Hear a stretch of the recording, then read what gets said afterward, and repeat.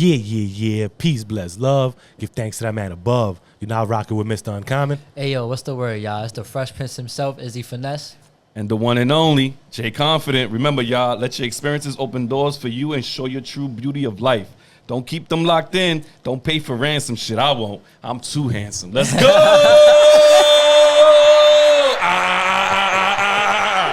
Hey! And that one is brought to you by my man Handsome's album is out now everywhere. It's been out since 2022. Fio Conteros, yo, it's a dope-ass album, yo. Y'all go tune in.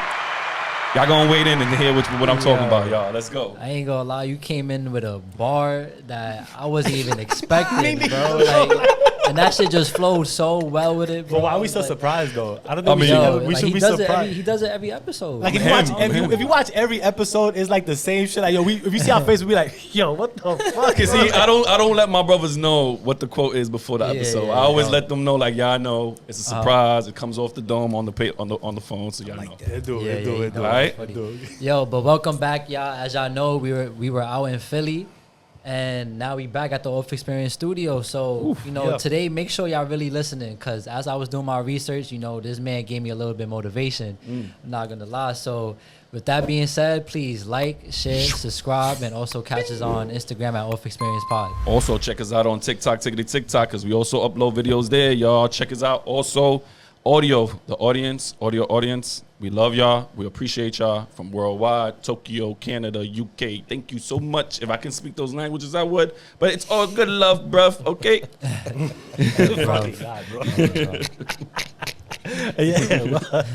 Well, let's get into it then, man. Like, off experience, where we celebrate, where we explore life's experiences and celebrate triumphs, right?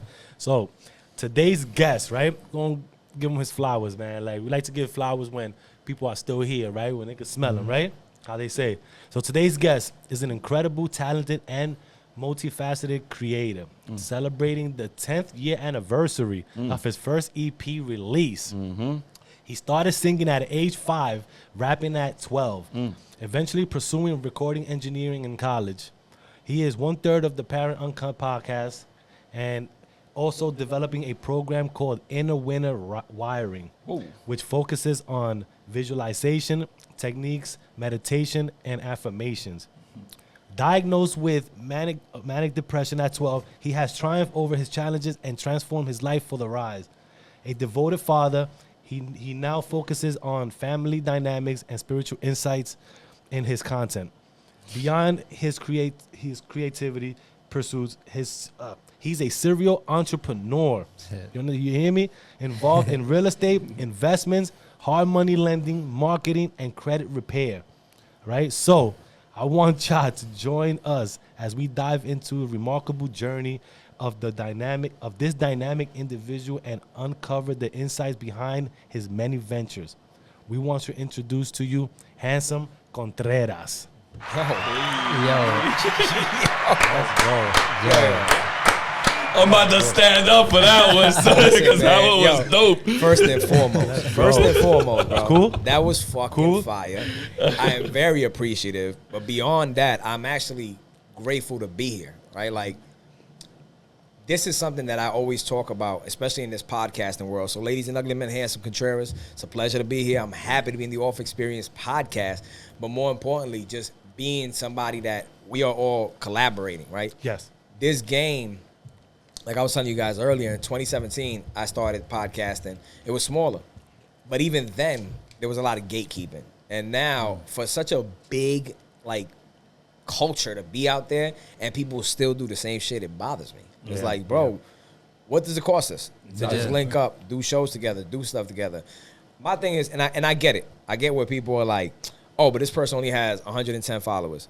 My nigga, if you got 110 followers and I see you fucking doing shit every other week even, like, you're putting in the work. The work is what matters. I see people with 20,000 something followers and they're doing a podcast every 3 or 4 months. Yeah, that's a fact.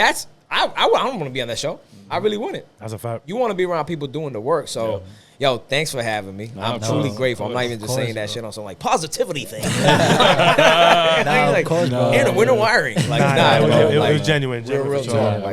We always bless people with their flowers that come here on the podcast, because it speaks itself, man. Like you him. Handsome, Thank you, bro. man. And we also appreciate you here. Yeah, You know what man, I mean? Like, for real. like you said, going back to like people don't take their time out to just do things like this, right? So that's a big blessing, and we always appreciate that. Yeah, we're always heavy on that. Information is key. That opens up many doors for you. You know what I'm 1000%. saying? As long as we network with each other, and like you said, a lot of people do shy on that. I mean, I'm a victim of that anyway. Was where I work at. My boss did that shit to me, where he didn't want to show me everything because he knew I'm young. If he shows me everything, what's the point of him being there? They're gatekeeping. And that's when the gatekeeping comes in. But that shit, to me, that's such a lack mentality, right? Like an abundant mentality, as much as you've heard about it before, is what matters. Like, I got that shit, and thankfully from my mom. My mom has never been a person to keep shit back from anybody. My mother's been broke forever and a day. Yeah. But, yo, you need this? Here you go. Yo, you need this hookup? Da-da-da-da-da. Nobody's like, yo, Fior, gracias por eso. It's like, oh, man, yo, I got off, and that's it. And I always look at it. And I don't take it personal. Yeah. I learned that from her. She would be like, yo, it is what it is. I did what I got to do. God watching, my shit done. Yeah. Like, I'm building my house brick by brick in heaven. Yeah. That's always been my mom's outlook. So I have that same outlook. That's why I find it funny when people gatekeep. And I didn't want to start on such a negative topic. But I'm appreciative for this. Real talk. No, even when you just said right now, because my hair stood up when you said that your mom's is building her home in heaven. Whoa. Like with all the good things that you're doing down here, you're building your home. And, yo, that is fire, bro. Like, that's God bless your moms. But even getting into that, let's talk about your background, man, when you was younger and stuff like that, man, coming up. Well, real quick, before you get into that, congratulations on your 10th year anniversary. Right, Thank you, Your man. album, man. Let's drop a bomb for that. Like, facts, I mean, let's acknowledge. Listen. It's good. And you kept going, too, by the way. Yeah, because I just heard an album right now, man. Yeah, I ain't gonna lie. We was setting up the studio, just jamming our heads. Yeah. Nah, man, Pause, thanks, bro. bro. Whoa. Yeah, Yeah, that but- was crazy. Don't worry. Jamming our heads. I said, you know what I mean? remove the You know what I mean? That was crazy. The movement, too. Was movement. Whoa, was- the pigeon movement. That shit was diabolical. Nah, but you know when you listen to Yo. a beat though? Nah, everybody does that though. When you listen to a beat and they just nod Bro, in their head. it's just the way you was doing it Nah, and yeah, saying it. My Yeah, fault, yeah. my fault. Yeah, next time you gotta go. Yeah, right? By the way, too, his name is also, he verified too that his name is really handsome too. Yeah. Nah, man, It yo, was in handsome the, Johnny it was in Emilio the air. He Contreras. was like, yo, what's his government name? But it's really handsome. So he came through with the ID ready, like, yo, look. It's verifiable. Yeah, you It's ain't verifiable. even- Just just before look we at get the into name. anything So else. there's no pause on none of that. Yeah, real name, no gimmick. Y'all want to see my You birth feel certificate? me? I'll show you. That's what we talking about. Nah, so yeah, congratulations though. But Thank you, man. So even we're gonna get to that in a little while, but yeah, talk to us. You know who's handsome? Who's handsome growing up? The pain in the butt to mommy all the Yo, time. that's it. The main thing I say is I'm Fior's burden. I would always call myself, which is a negative thing, but I always say it to my mom, like, yo, I'm a burden, man. Like, I'm You felt the that way. baby, man. Like, she was done, bro. Like, if I look at it, like, my brother is 11 years older than me. My sister 12 years older than me. I'm like, and then you went at it again? Like, you must love pain. And she's like, "Está loco, Yeah. tu coño." 10 years later, at that 11 years later, at Yo, that bro, too. it's a long ass gap. Yeah. Nah, facts. But that is my main identity has always been Fiordalisa. Like Fiordalisa is my mother's name. So it's Fior's. My last project was Fior's retard, meaning Fior's special child. For everybody's gonna take it personal. Yeah. I did it on purpose. I just like being a pain in the ass. I am a fucking troll. Like I kinda- don't deny that shit. I looked at the title and I did the ouch. Yeah, yo, it's, I like it though. some people don't even want to No, that's share it. 'cause fire. They're like, nah, that's fire though. damn, bro, that's politically incorrect.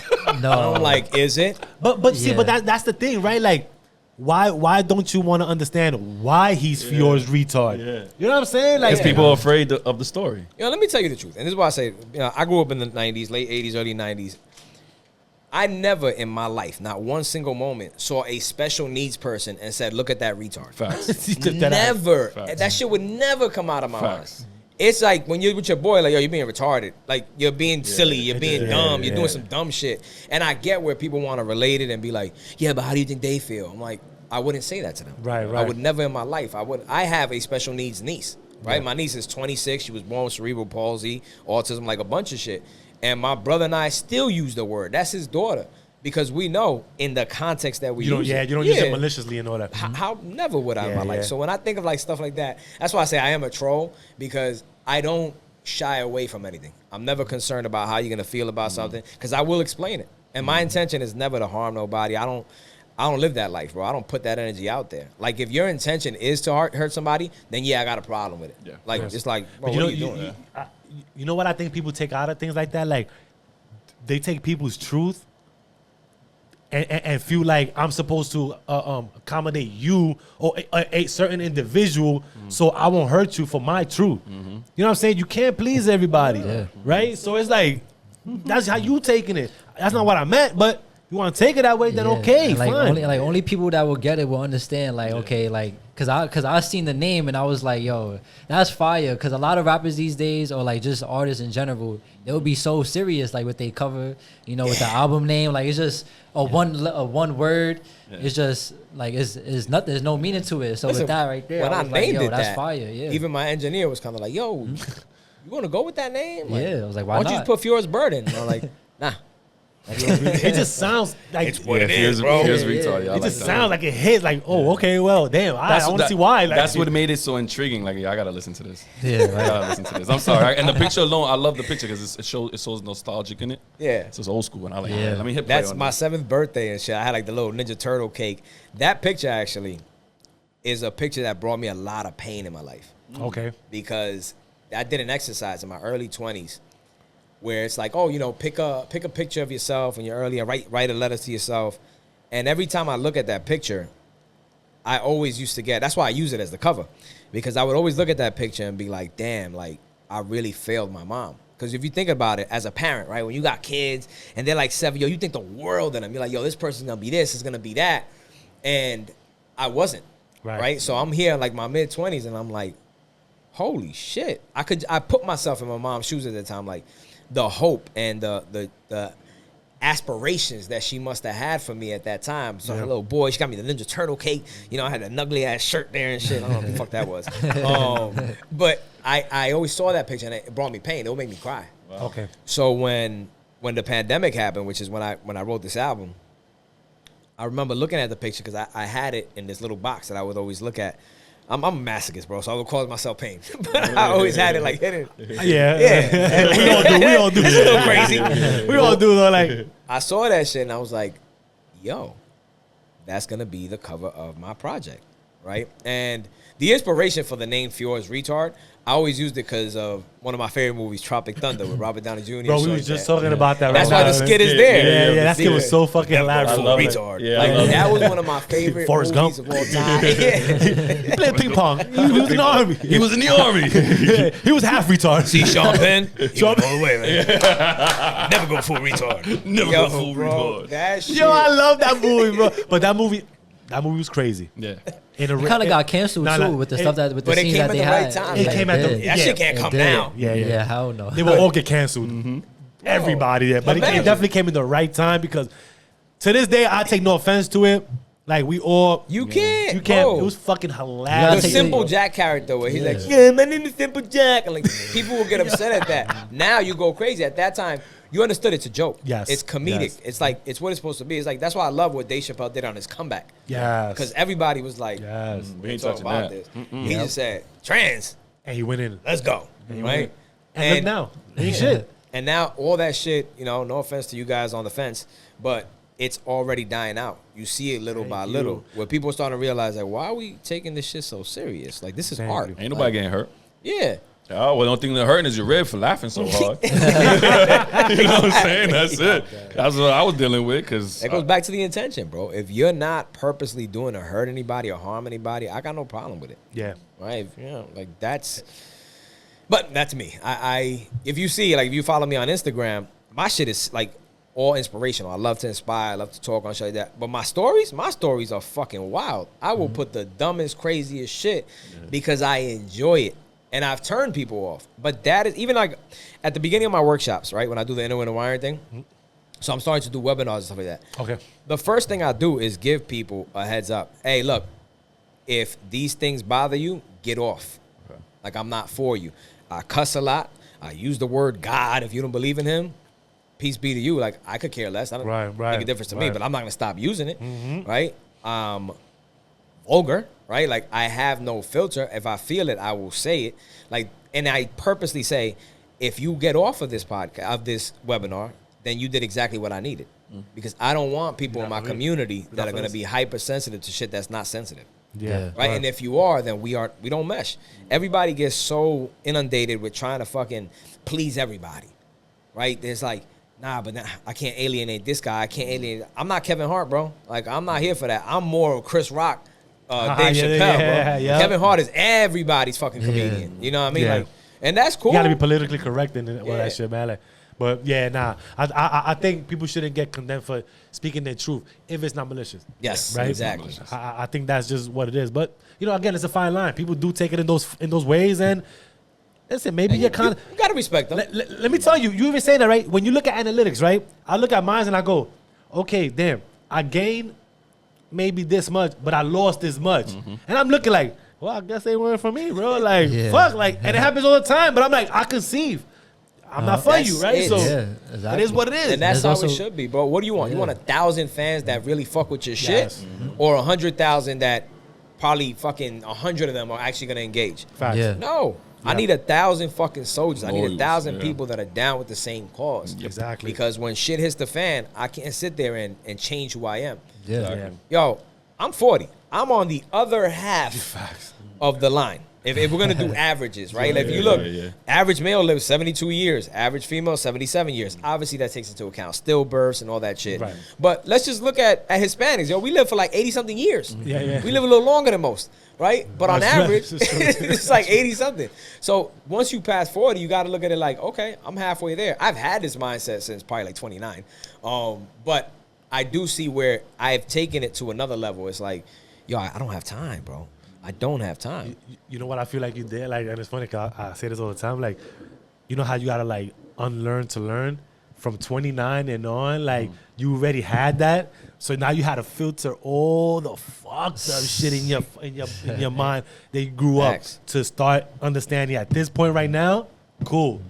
I get it now. I ain't got time, bro. Now we comfortable answering, saying shit that we want to say, like, because we don't care no more. Now you know get what I why mean? the viejos be in them homes and shit talking crazy. Yeah, they Like, don't give a fuck. wow, that's nuts. And now it's like, oh, I get it. Yeah. Because they see the light. Like, I did all this shit for the past 75 fucking years. And this is the album. And this is where I'm at. Like, fuck, man. fuck like, that. why did I do that for so long, bro? No, yeah, for real. Like, there was even David Goggins had said too. He was like, yo, I'll be passing by man. the cemetery and I just see all these souls in there. I'll be like, yo, what if these people didn't even live to what they really wanted to do? And it's like, why am I here living this life now and just wasting time? Like, it's no time to waste, I gotta get to it. I gotta get it. He said one of the craziest things, which is that he's like, yo, you want to get to heaven and know that fucking God is like, yo, you did everything, bro. Yeah. Good shit.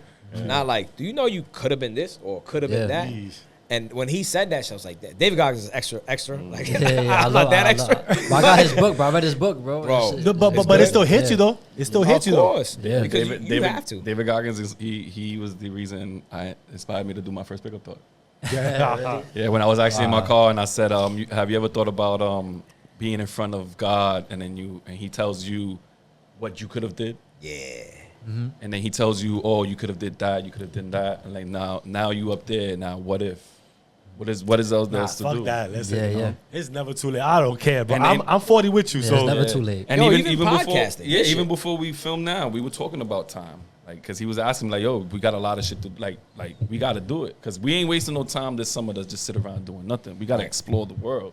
You know what I'm saying? We got to open our minds to the horizons of what really is out there. Cause if we stay stagnant, then what is there for us to do? Gotta put in the work, bro. Of course, of course. you will see the different world, man. Like it's gonna come. It's gonna come to you, man. Like just work. It's gonna get there. We little by little gonna start seeing it, and we're like, damn. You just flash me like, whoa. Oh. Bro, everything. Word. If you look, even I said right now, 29, right? 2013 was the worst year of my life. Yeah. That was my 29th year. That shit came with fucking one of my cousins committed suicide. 2 breakups that just fucking destroyed me. One of them just crazy shit. I fell into addiction, bro. Like, I used to look at niggas like, you're weak, bro. Like, what? All of a sudden, I had my appendix removed. I got Percocets. Product Bro, I of your was own starting environment. every fucking day with half a perk and some bourbon. That's how I got, because I had this heart You had pain. to- I was just That's like, the tough time. That's and, tough too. yo, bro, and it was crazy, and there I was, addicted, bro, addicted, popping Molly's at parties on shit. I still love Molly. Molly's great, but Molly is not addictive. I've seen the research. I won't even lie to him. I won't even lie either, man. I'm not gonna leave you on the island by yourself, bro. Oh, it's all right. It's Handsome Molly, baby. I'm used to this shit. That's That was a good rebuttal. I like that one. You know what I'm saying? Like, cause yo, hey, shoot. Anyways, But that's why I was saying that, yo, bro, that year was the worst year of my life, so to speak. Right? Actually, this day, July 26, 2013, was the first date I took my baby mama on. So I use this shit pretty much as our anniversary, so to speak. Like my first project, Celeste, is actually her middle name. Oh. Right? And people don't know that because when that happened, we started talking and then we split. Yeah. Like she was going through some like wild shit and stuff like that. So was I. Right? But at the time, I didn't understand it. Okay. It was like, yo, I had seen this girl in 2009. 2009, I didn't know her from a hole in the wall because I was like part of some Bible study. And I thought it was one of my boy's cousins. I'm like, yo, there's a Rubia, yo, blonde hair, nice ass, da da da. Like, she's one of your cousins because they're like mad cousins. He's like, nah, I don't know who you're talking about. Bro. I'm like, all right, cool, boom. Another Bible study. I see her again. I'm like, yo, that's the girl. He's like, that's not my cousin. I was like, fuck, so who knows her? Whatever, boom. I see her again on Facebook with my boy Janelle. I hit Janelle up. He had removed his Facebook or some shit. I said, yo, you had a picture with this girl, da da da. He's like, nah, I don't remember. Fast forward 2009, I'm at a Halloween party. I'm like, that's her right there. He introduces us. Ba-ba-bang. I'm a sucker because I ain't even make a move. And then we young. Yeah, we go back. And I go to Janelle. I'm like, that's going to be my girl, bro. That's going to be my girl. He's like, yeah, yo, I think so. Like, you two, like, I know her very well, man. You two would really hit it off. This motherfucker didn't tell me at the time that that's his brother's first everything. Wow. Right? Like, he didn't tell me at all. It didn't matter, right? But because to them, but his brother was my man's. I didn't know this shit. So, but boom, fast forward. Sounds like a setup, bro. That was a dirty section right there. He did it because he's like, bro, like that shit was when they were teenagers and all that shit. I was like, yeah, but it could have. Still holds. Could have given me a heads up. I'm glad he didn't because that's my baby mom's now. You know what I'm saying? We got 2 kids together, so life worked out. But at that time, she was going through her shit. So I was saying, so that time I saw her, I'm like, it's going to be my girl. I manifested her. I tell her to this time. I tell my daughter, like, yo, you're part of manifestation. Because nobody could tell me other. I saw her a year later engaged to some nigga on Facebook. And I'm like, fuck it. Never want to see this girl ever again in my life. Fuck that shit, fucking Herb. Like, I was talking mad shit, bro. Fast forward, 2011, I had like a junior high reunion with everybody from East New York where I grew up in Brooklyn. And my homegirl Jasmine like tags me on a page. And then I see on her, I'm like, she's friends with her? Like, what the fuck? So I see, how you know this girl? She's like, that's my cousin. Hey, yo. I said, what? Whoa. Yo, I was so obsessed with your cousin like 2 years ago. She's like, what happened? Like, I don't know, she's engaged. And she's like, oh, yeah, you're right. Fast forward 2013, I told you I was going through mad shit, especially with like my ex from Kentucky at that time. And my comadre, she did this shit like called Beachbody, right? So she was like, she was doing the MLM shit. And she was coaching my girl, my baby mom, into shredding for the wedding. Okay. Because she was getting married September that year, 2013. So she hits me up and she's like, so I was speaking to, I ain't gonna say my baby mom's name, but she's like, I was speaking to such and such yesterday and I told her Handsome loves him some such and such. I was like, oh, that's what's up. You know she's engaged? And she's like, oh my God, you didn't know? Nah. They called the engagement. Homeboy was cheating and da-da-da-da-da. Bro, it was like, bing! Yeah. They gave you the... At this time, I'm having the worst year of my life. I'm hooked on fucking drugs. I'm drinking. I lost my cousin. Lost my girl. I'm showing up to work every day like I told you, bro. I was in the car business at the time. My manager would wait outside for me. I had this Impala. And so I would pop my perk with my bourbon, hop in the car, and play Staying Alive over and over again, nigga, until I got to work. So he would wait outside because I had that shit blasted. I'm like... and shit, like at fucking 9 in the morning and shit, he'd be outside smoking a cigarette. I see him like, laughing. I'm like, he's laughing with me. Fast forward later on, I'm like, damn, this motherfucker was using me like a gimmick, bro. Because he would have the other workers like, yo, Handsome's coming. He's coming. Just watching. They just watching me and shit. I'm pulling up with Staying Alive, the Bee Gees and shit. I'm like, yeah. And everybody's like, yeah. They laughing at me, bro. Damn, that's fucked up. When that happened, she was like, yo, I told her that. I was like, yo, that's crazy. Like, set something up. I knew her other cousin, who's also cousins with my comadre. Yeah. So I hit her up. I'm like, yo, why didn't you tell me that? Such and such split up with this nigga. And she's like, oh, yeah. Oh, my God, I forgot. I'm going to hook you guys up. I'm excited. This is fucking June and shit. I'm like, woo, let's go. She goes, yeah, I'm going to set up like a barbecue in August. Damn. I was like, damn. She going to make me wait all this time? Like, you trying to get somebody else to take her? Like, what the fuck are we doing here? So I'm just there, like, in my head, like, what am I do? What am I gonna do? Corniest shit ever. July 12th, I remember the day like yesterday. I just hop on Facebook and I DM her. And I'm like, hey, man, so, Archie was telling me about Beachbody and shit, and I'm really trying to learn this stuff. Could you help me out? She's like, you're one of her best coaches. And she's like, me? I guess. That was the corniest way to get in there, but it worked. It got the convo started and shit. She's like, well, I'm leaving to Mexico for I was 29, so it was her 31st birthday. She's 2 years older than me. She's like, but I'll be back the 20-something. I'm like, all right, cool. Boom. It was July 24th. I remember like yesterday. And I hit her up. I'm like, yo, I'm going to be, she lived in Jersey at the time. I was like, yo, I'm going to be in Jersey on Friday. I need what do you call those people? A chaperone. Oh, yeah. She's like, you don't need a chaperone. I said, well, anyway, let's do it. Like, whatever, boom. That was our first date, July 26, 2013. Fast forward, September 30th, 2013. She dropped me like a bad habit. It's my brother's birthday. That's why I remember it, too. Damn. I'm good with numbers. I'm kind of weird. And that shit really sent me down the edge, bro. That's why October 27th of 2013, it was October 26, 2013, there was another Halloween party, like the one that I first met her at. I ended up going there and expecting to see her. I'm dressed as like fucking, what was I? I was like a killer gnome or some shit. Like I always do these retarded ass fucking Halloween costumes. I always do these crazy ass Halloween costumes that look crazy. And when I get there, her cousin's like, oh, she didn't come. That shit sent me down, bro. I remember. She know you're gonna be there. I ate like an edible. I popped a perk. I did like half of a Xanny. I'm drinking on top of that shit. We go to some Brooklyn warehouse, some crazy shit. I'm popping Molly. I'm doing everything. Yo, bro, I had a cocktail to die. If I'm really going to be honest, bro, like I had a cocktail to leave Earth.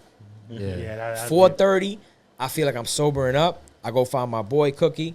I'm like, yo, I need something, bro. I got no bread. He's like, yo, here, bro. You're my man. Yo, here's 2 Molly. I'm like, I'm like popping the shit. All of a sudden, so my cousin's side piece was there, and she's had a friend with her. So she's like, yo, you want to dance with my friend? I'm like, yeah, whatever, fuck it, let's do it. I don't fucking dance, but fuck it.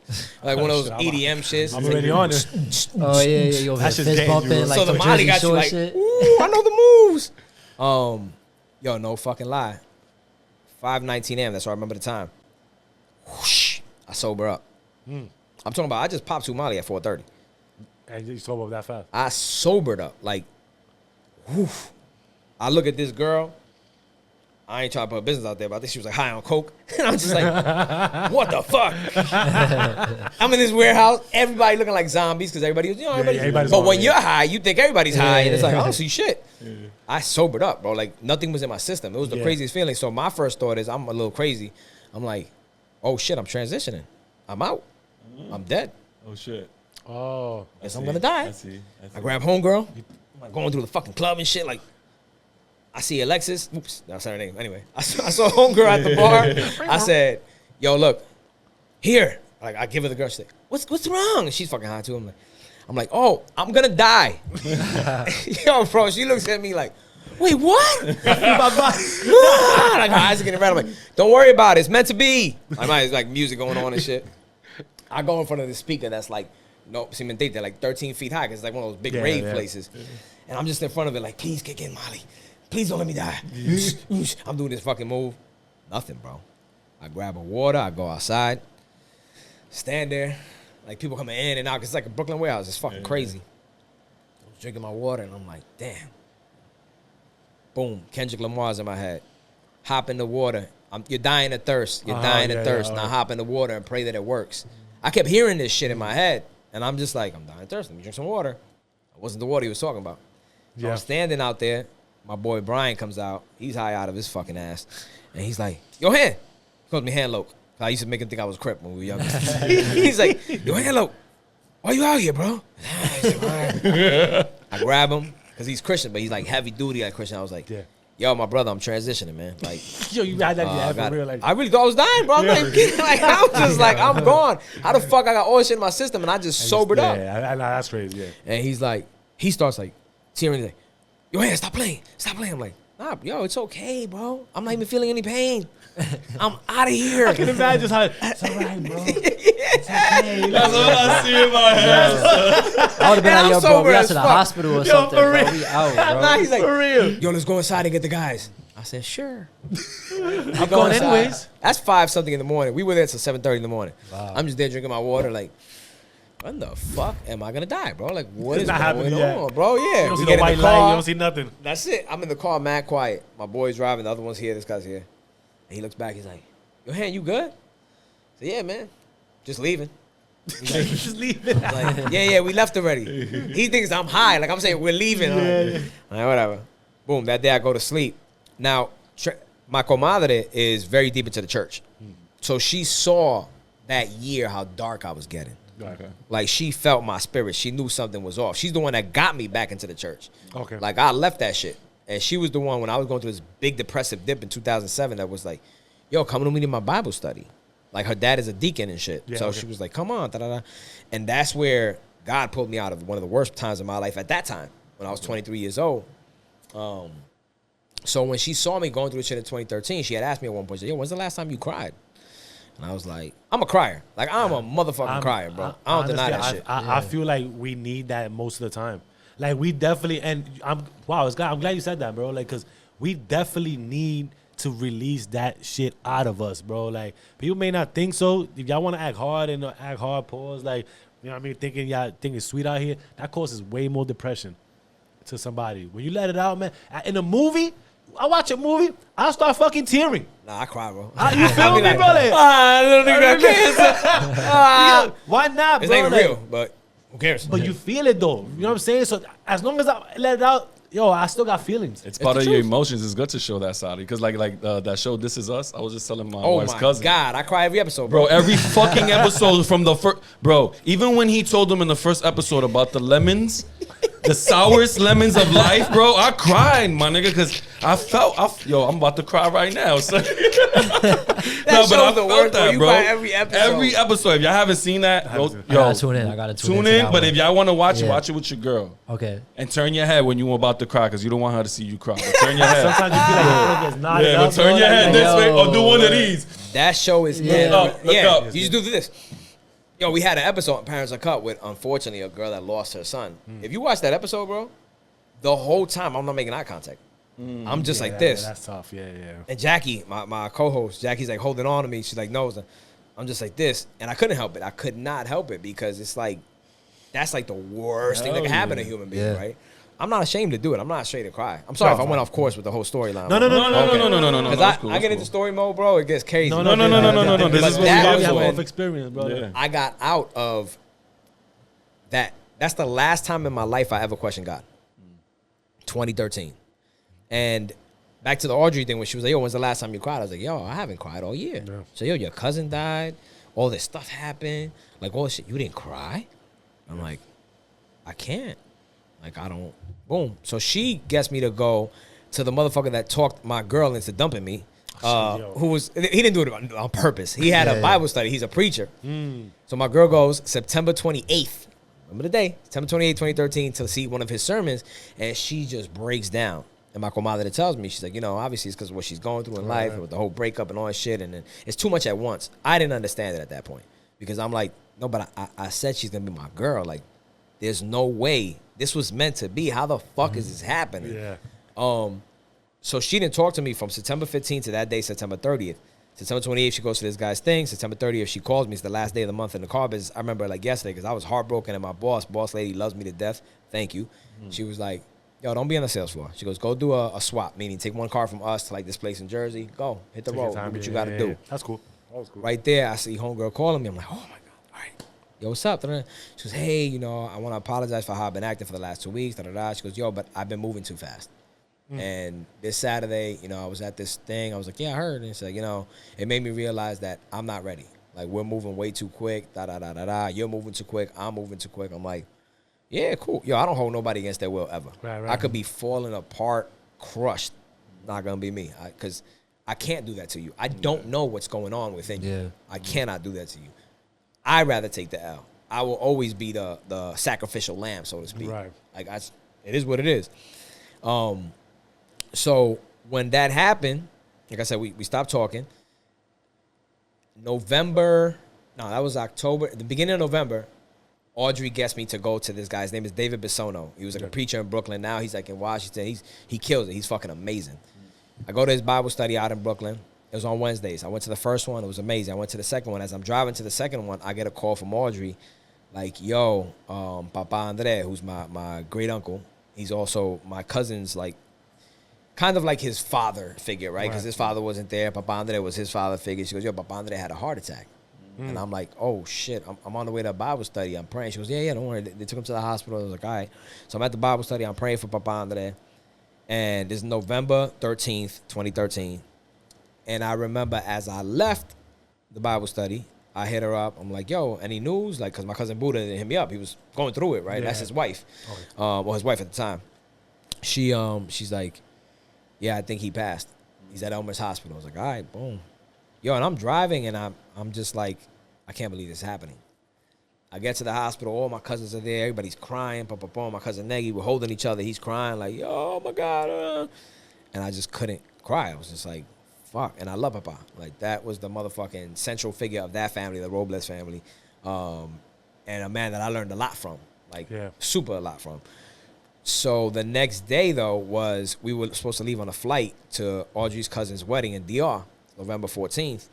And I remember my cousin Buddha was like, yo, are we still going? And I'm like, yo, Papa Andre would want us to go celebrate life.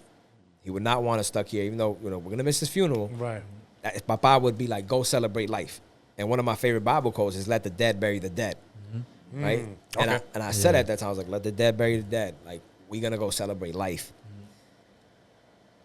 Our flight was at nighttime. It's November 14th. I'm getting ready. So, yo, let me take a shower before I go. It was like probably like 5 in the afternoon because the flight was like at 8. And I remember I'm in the shower and I was like, oh, I want to hear Oh Happy Day. Yeah. Of all fucking songs. I'm like, oh, yeah, the one from Sister Act. All right, let me play that shit. I'm playing it in Bluetooth speaker. I'm in the shower. Oh, happy day. Oh, happy. Like in my zone. All of a sudden, when Jesus was, yo, like that shit starts coming out, and I can't stop singing. So I'm singing, but like, like this crazy shit. Yo, it was like gallons of fucking water just escaped my system. Yeah. That shit, I was like Ace Ventura in that movie when he was in the corner in the shower and shit. When he found out she was a dude. I'm just like, Jesus, wash my sins away. And I'm like crying my ass off. The song triggered it right there. That was the relief, bro. So much so, on Fjord's Retard, a song Strong. I love that song. So Strong was written at that time. I like the story. I could tell. Strong got me out of my hole because my cousin Joshi, who also gave me, so he did that beat, and then he also did the last beat, Grand Rising. Okay. Oh. So I was stuck at that time. I couldn't think of shit. Joshi gave me that beat, and that shit, when I'm going through it, any artist knows, like when you're going through it, it's very hard to actually make the music. When you get out of it or starting to get out of it, that's when the inspiration comes. That's when you're able to say, oh shit, like, I'm creative again. You're more clear in mind. Yeah, that's what they always say. A heartbreak always gets the right and it does. Music. Yeah. And it's usually after though. You can't like in it. You're going through it. And we see that with like R&B singers too. Like they'll pour their heart out on a song. Yeah, best albums. Because they just finished from going through it. But it's like when they not in it, now they dropping like it's different hard. tunes that you don't even want to hear really. Mary J made her career based off. Heartbreak, pain, bro. Yeah. Fucked up shit. Getting fucked over. Nah, it's true. It's true. And like even going back to how you were saying that like you want to celebrate life even if somebody passes away. Like this is like a topic that had came up one time when I was with like a group of friends, and in their culture, there was like Trinidadian and they celebrate when somebody dies. Yes. And he was like comparing it to like Americans. He was like, yo, like when y'all Americans die, y'all grieve. Now you're going to the funeral, but us is like if somebody dies, we celebrate them, we throw a barbecue if they pass away, whatever. So it's like it's different. It's really but different. It's how it should be. You're going to heaven, so to speak. I think it should. Yeah, exactly. Yeah. You still have to grieve. No, of course. Right, like my Muslim friend, he's going through it right now. His father just passed away. His father was like 59. Yeah. Right, like it was unexpected. Leave early, too. Right? Yeah, it was unexpected, but in their culture, they celebrate. Yeah, they celebrate. And he's like, I'm at such a crossroads, bro, because I'm celebrating because of my faith. But my heart is dying, bro. Like, I don't know what to do. My father was my hero. Like, he's going through it, you know what I mean? So it's different. I wouldn't even imagine how that feels, man. Like, cause, I don't. You know what I mean? Because I just could have all empathy, man. But, like, I mean, it's hard, bro. Tough, my boy, I was talking about Chetty. Chetty's pops just passed away. Literally, they were celebrating his birthday one Saturday. He lives in Florida. The very next week, May 17th, The man, they all live here. They live in Queens, but his dad moved down to Florida when his parents divorced. He caught a heart attack. Wow. Middle of the street. Yeah. 18 minutes, bro. They caught it on the Ring camera. Nobody came through. Nobody. It's just like a small area. His dog kept going to him and trying to find people and shit. His dog was there the whole time, and it breaks his heart because he's like, yo, I'm watching my dad just suffer on camera. Yeah. Like, Yeah, bro. Shit. nobody was there. Yeah, that's tough to see. And like even you going through all those events, like how did you like find out being diagnosed at 12 years old? Oh, with the manic depression. So what happened was, I was always a dark kid. I was fucking dark, bro. I mean, I didn't want to laugh about it. Nah, but it's the truth. I was a dark fucking kid, Yeah, bro. you were Like, watching Rotten.com and shit when you were young? Nah, that wasn't around yet, bro. I had no internet, bro. I was born in 1984, bro. Like The you, internet came when I was like Yeah. 10, and you couldn't even have it because we were broke, man. I was in East New York, bro. and you seen that too? You ever seen the movie Inside Out? Yeah. It's like a little kid movie. You know Inside the Out's fire, character bro. Sad? Yes. Sadness, and she's just always sad like, oh yeah. Yeah, so you saying That that was just me, bro. Yeah. Why did you feel that way? Like, why? Think about it now. Like, why did you feel that way at the time? Like, even before you got diagnosed, because it led up to that, right? Like, I don't know. So you was just like even- acting out No, it was just I was always just like by yourself, just in a little corner. Down. grim, bro. Like no, and I wasn't like you couldn't see me and be like, that's a sad kid. It was more so like, for instance, my mother never shaded anything from me. Like I was mommy's confidant, right? So I knew what was going on in the family. I know who was doing what dirty. Yeah. Mommy was taking me to funerals when I was 5 and explaining death, right? So it wasn't like a surprise to me. Like I would, it's to the point where, and not to say that I'm cold to it, but I look at death more as, oh shit, you're out of here, which is fucked up in a way. I'm not gonna lie to you, but it's also, I have faith that there is a better place. Right. If you ask me my views, people think I'm nuts. I think right now we're in God's head. I think that's what this is. And heaven God's is when playground. he lets you out. Yeah. Heaven is when your soul transitions, your spirit, the energy comes out, and he's like, what up, bitch? Welcome. How was it? Because how can he see all and know all and be all? Because we're in his head. That's my point of view. Hey, listen, Bro, That's a good perspective. that was fire. Josh said, like, I stood there like, yo, whoa, that shit went. That's how I see it. I'm like, yo, we're his imagination. I like that. Like he's putting us, we're all one.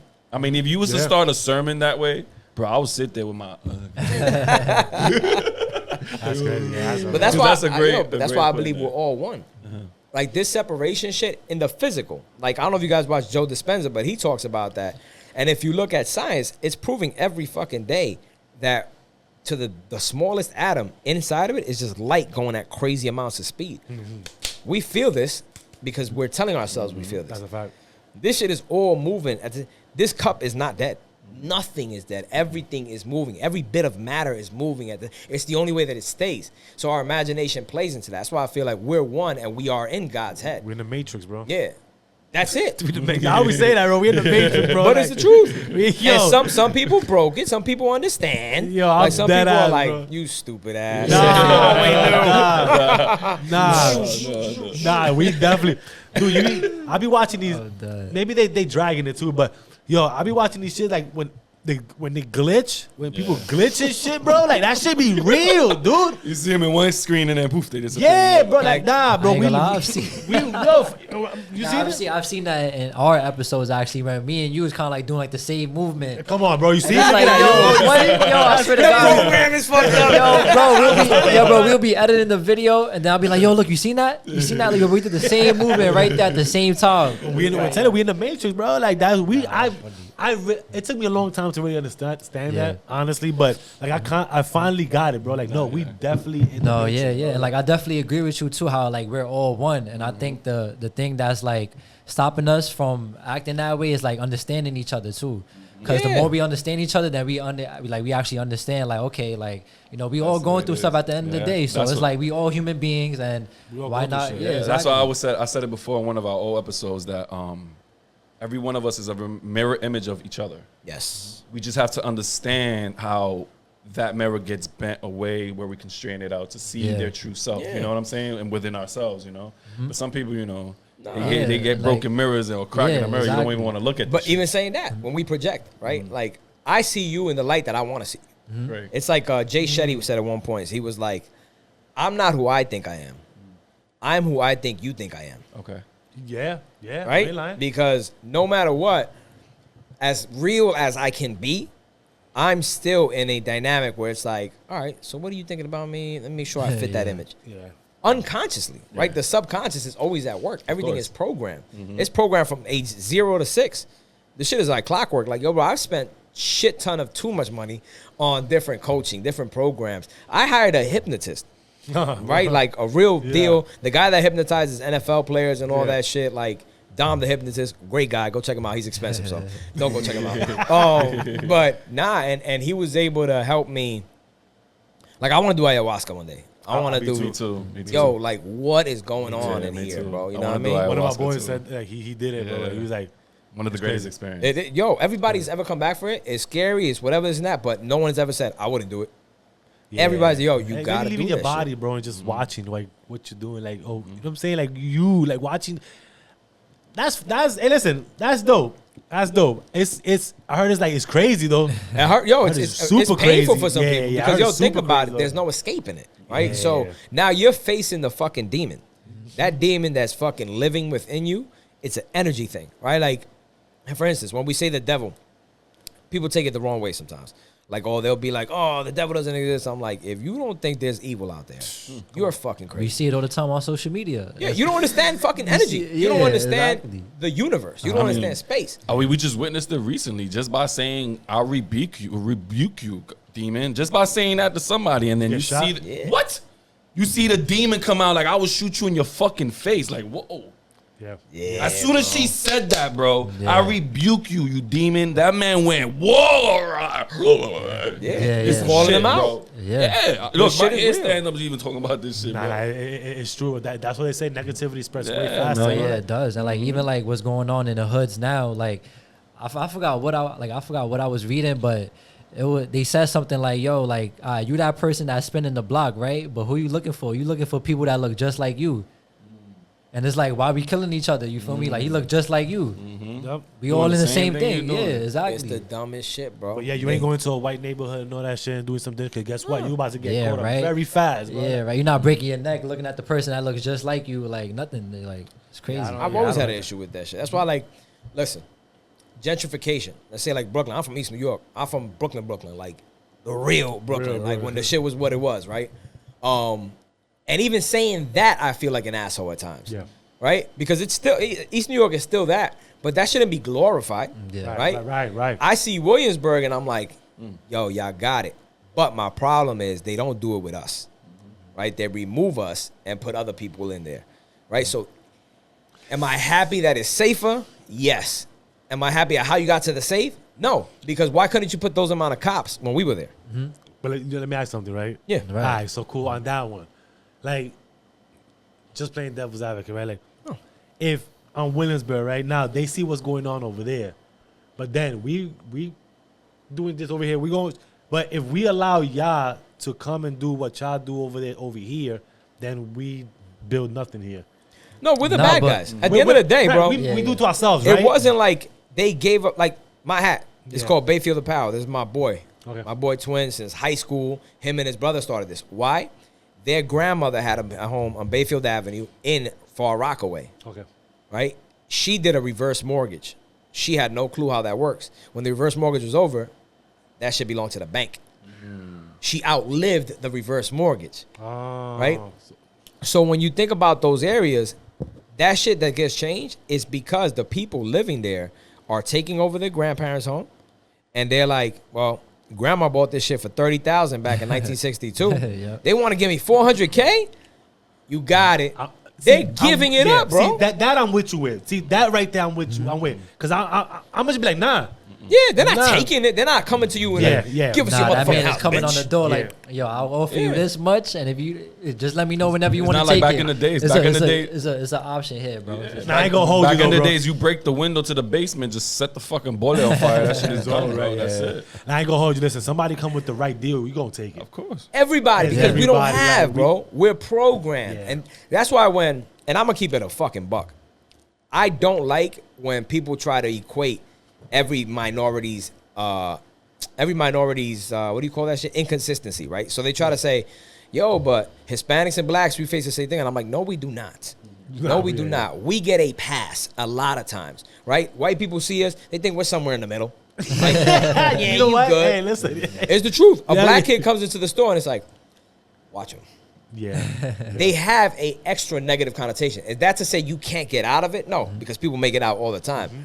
But we have to understand there are degrees to who has to deal with what. Yes. Right? So when I see people say shit like that, I'm like, yeah, but you don't understand the programming. Because they're like, yeah, but then why do they act this way? And I'm like, because they've been programmed. Yeah. The school system programmed them a separate way. Not only the school system, TV programs them a separate way. We're growing up, we're seeing TV a certain way. We're thinking different things. Our parents on the islands have different views and shit Yeah, because right. they were programmed as well. So at the end of the day, we don't all face the same battle. We can all escape the battle. Yeah. I don't give a fuck who you are.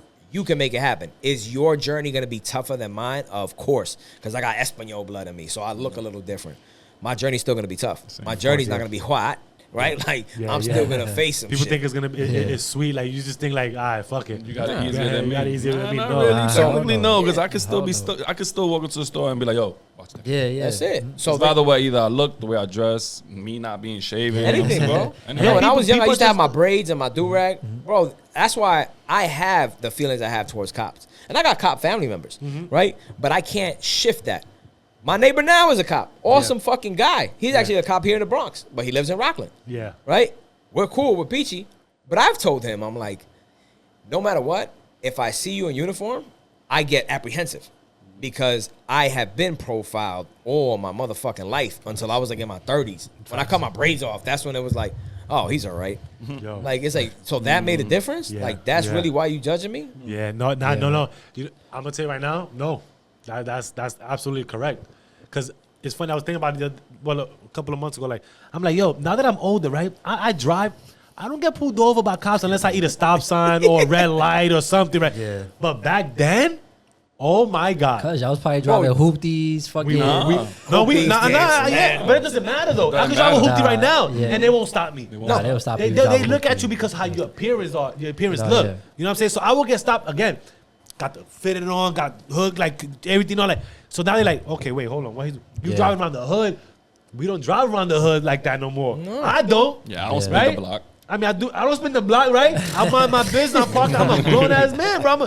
They don't fuck with me. They don't I stop mean, me. I gotta drive by the block sometimes. No, but I'm which is just fine. driving by. But we not lingering around. But We not even if they lingering see you around. now, they don't treat you the same way. Exactly. Yeah, They're right. gonna Right? look Because at you they like, see, oh, este maduro. This is an Yeah, adult. but- Right. It should not be that way. And that's It why should, they it stopped should. that stop and frisk, because it's like Oh, when we you lived that judging. time, man. Yeah, because it's like you judging just because how the person is dressing, what they got on their head, a do rag, maybe a hat, and it's like, Well, bro, that- that person ain't even do nothing. You just Yeah, stopping them for what? But that stop and frisk, they just put that around the hood and they just Yeah. said fucking go free Yeah, for all. exactly. It was just Yeah. stopping frisk minorities.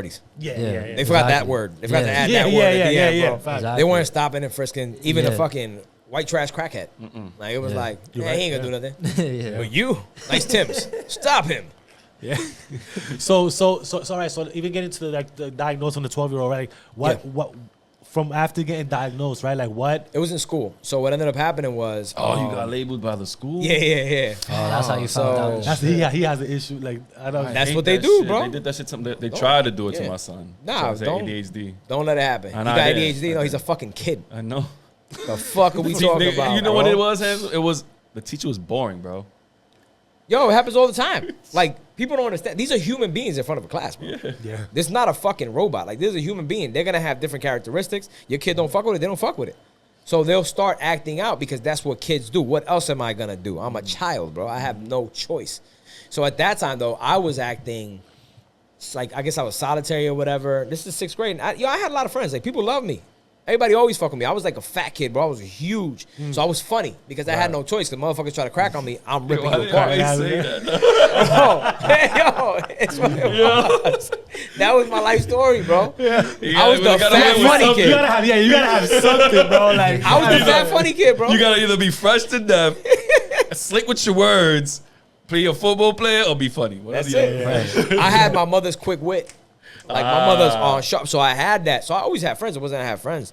It was just I was going through a real dark time. And they did the whole system. They did the shit. They diagnosed me with manic depression. They had me go to an actual specialist, da-da-da-da.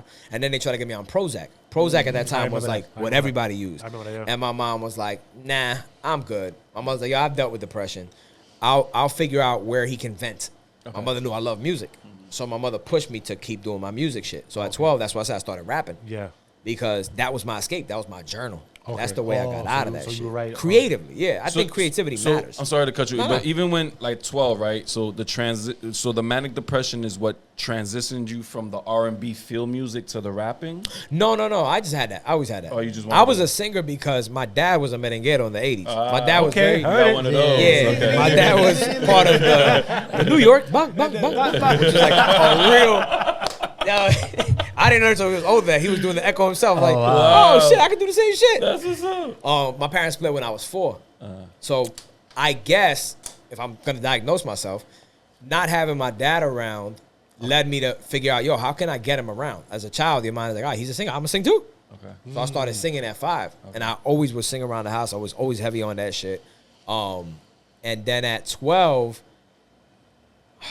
What was it that happened? Oh, it was actually, I was rewriting, so I would always write down lyrics. You didn't have like fucking lyrics on Genius and none of that shit. Yeah, so I'm listening to the score. I'm listening to Lawrence Hill's verse on Ready or Not, Here I Come. So I'm like writing it down. My mother's factory at this time, and I'm writing it down. Crazy. And I see it, and I'm like, I just really start replacing words, like her words, and doing my own shit. Oh. And I was like, okay, so that's the first rap that they did? Yeah, I was Pay like, attention, y'all. Rap. Pay attention. I can That's fucking rap. fire, bro. I ended up doing like this 3-page fucking long verse that had no pauses, no nothing, because I didn't understand cadences. I did not understand bars. I didn't understand any of that shit. My boy Josh Velodes, he was a rapper. So I remember I show up at 13. I never told nobody I was writing. At 13, I'm in a class one day, and it's me, Anthony Bayron, Josh Velodes, and Michael Jex. That was my crew. Yeah. And What was I your go crew to name? You had a Josh. crew name? Huh? You had a crew name? Nah, it was just us four, individual. like, I got we it. didn't even have one. That's crazy. You know what I mean? It was like, whatever. So I go to Josh. I was like, yo, I'm rapping now. Because Josh was rapping since we were like 6. Okay. So he's like, oh, shit, spit something. I said, check this out. I pull out my shit. I'm like, da-da-da. I ain't fucking remember, man. I know I have it somewhere. And I'm like spitting it. Boom. As soon as I'm done, I'm like, what y'all think?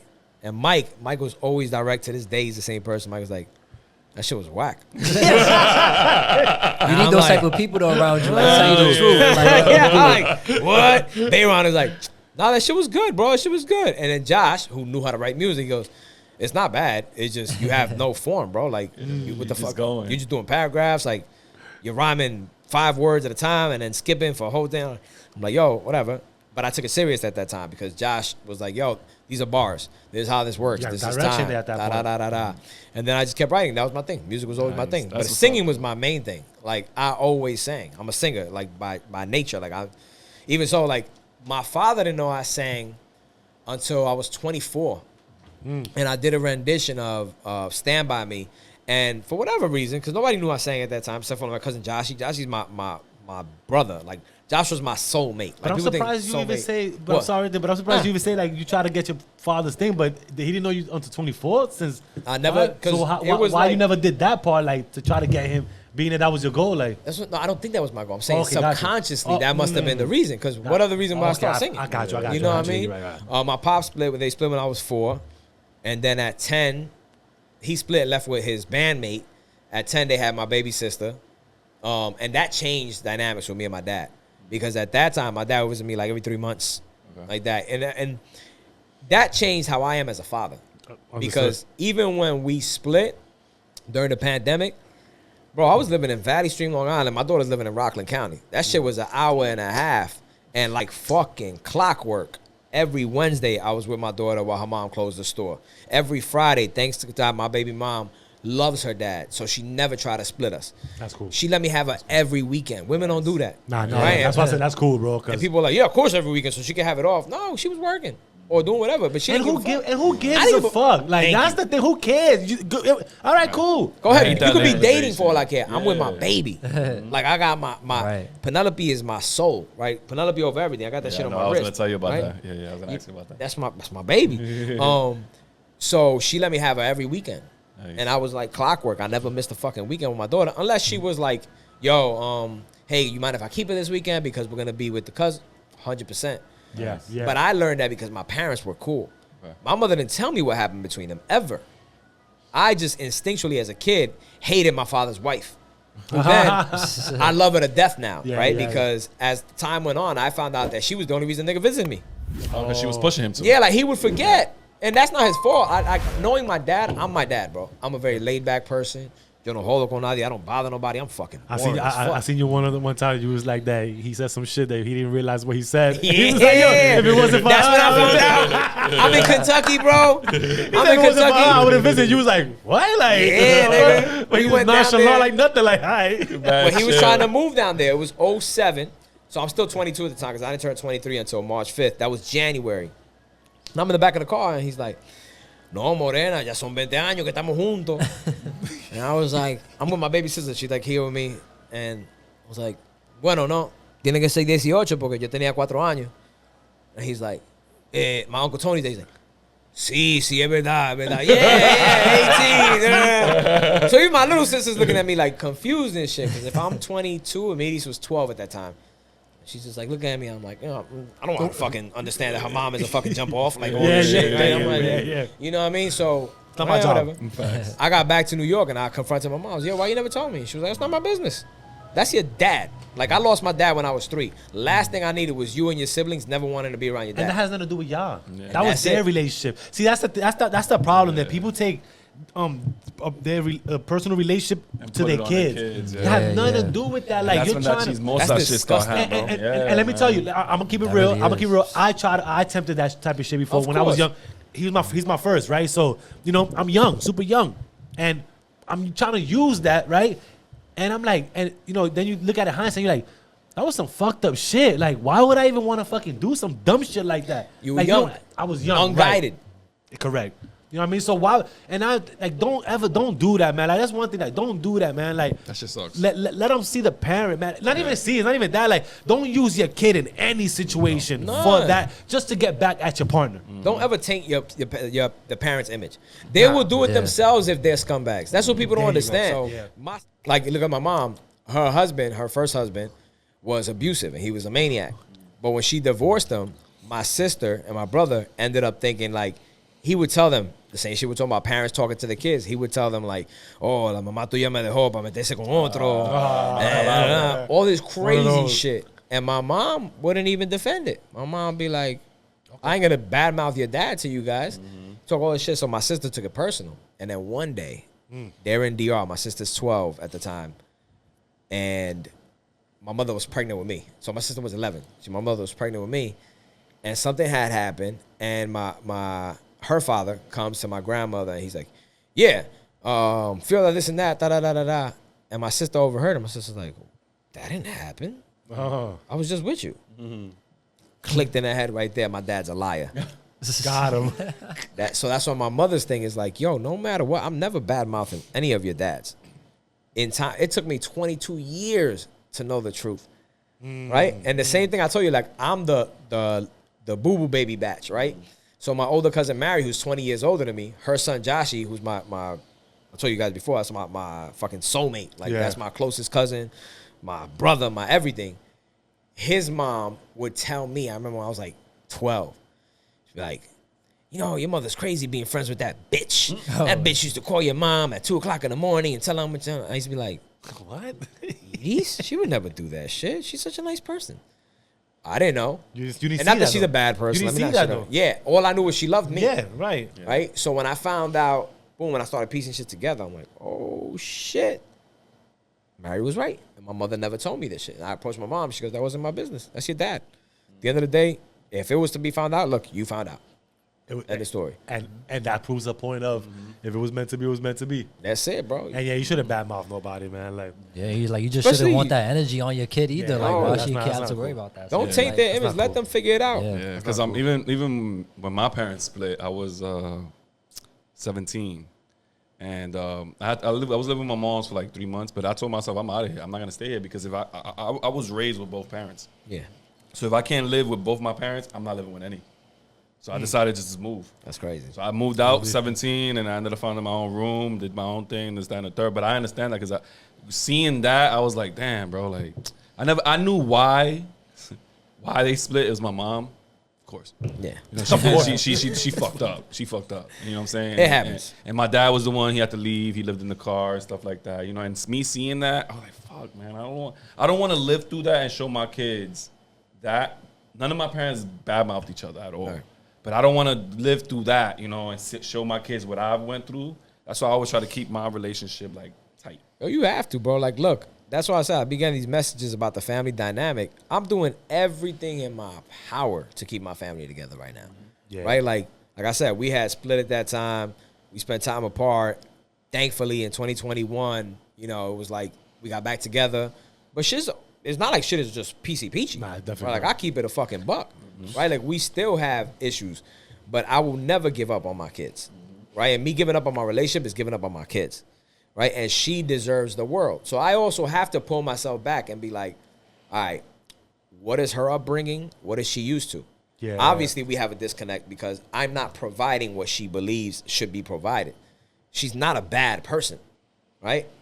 We now have to figure out, communicate, dance, like, do whatever you got to do. People don't realize when you give up on a relationship, personally, I see it like, there's only 3 reasons I always say you should give up on a relationship. Because to me, you give up on a relationship, you're giving up on your kid. Yes, you are. You don't see it that way. Yeah. Because this fucking society tries to tell you, nah, man, you got to find the love of your life and all that shit. Like, no. You made a kid, bro. You made a commitment. No offense, sorry. But that kid does not deserve for you to take away any of the parents. If you're unhappy for dumb shit, is whatever. The only 3 excuses for me are abuse, toxicity, or cheating.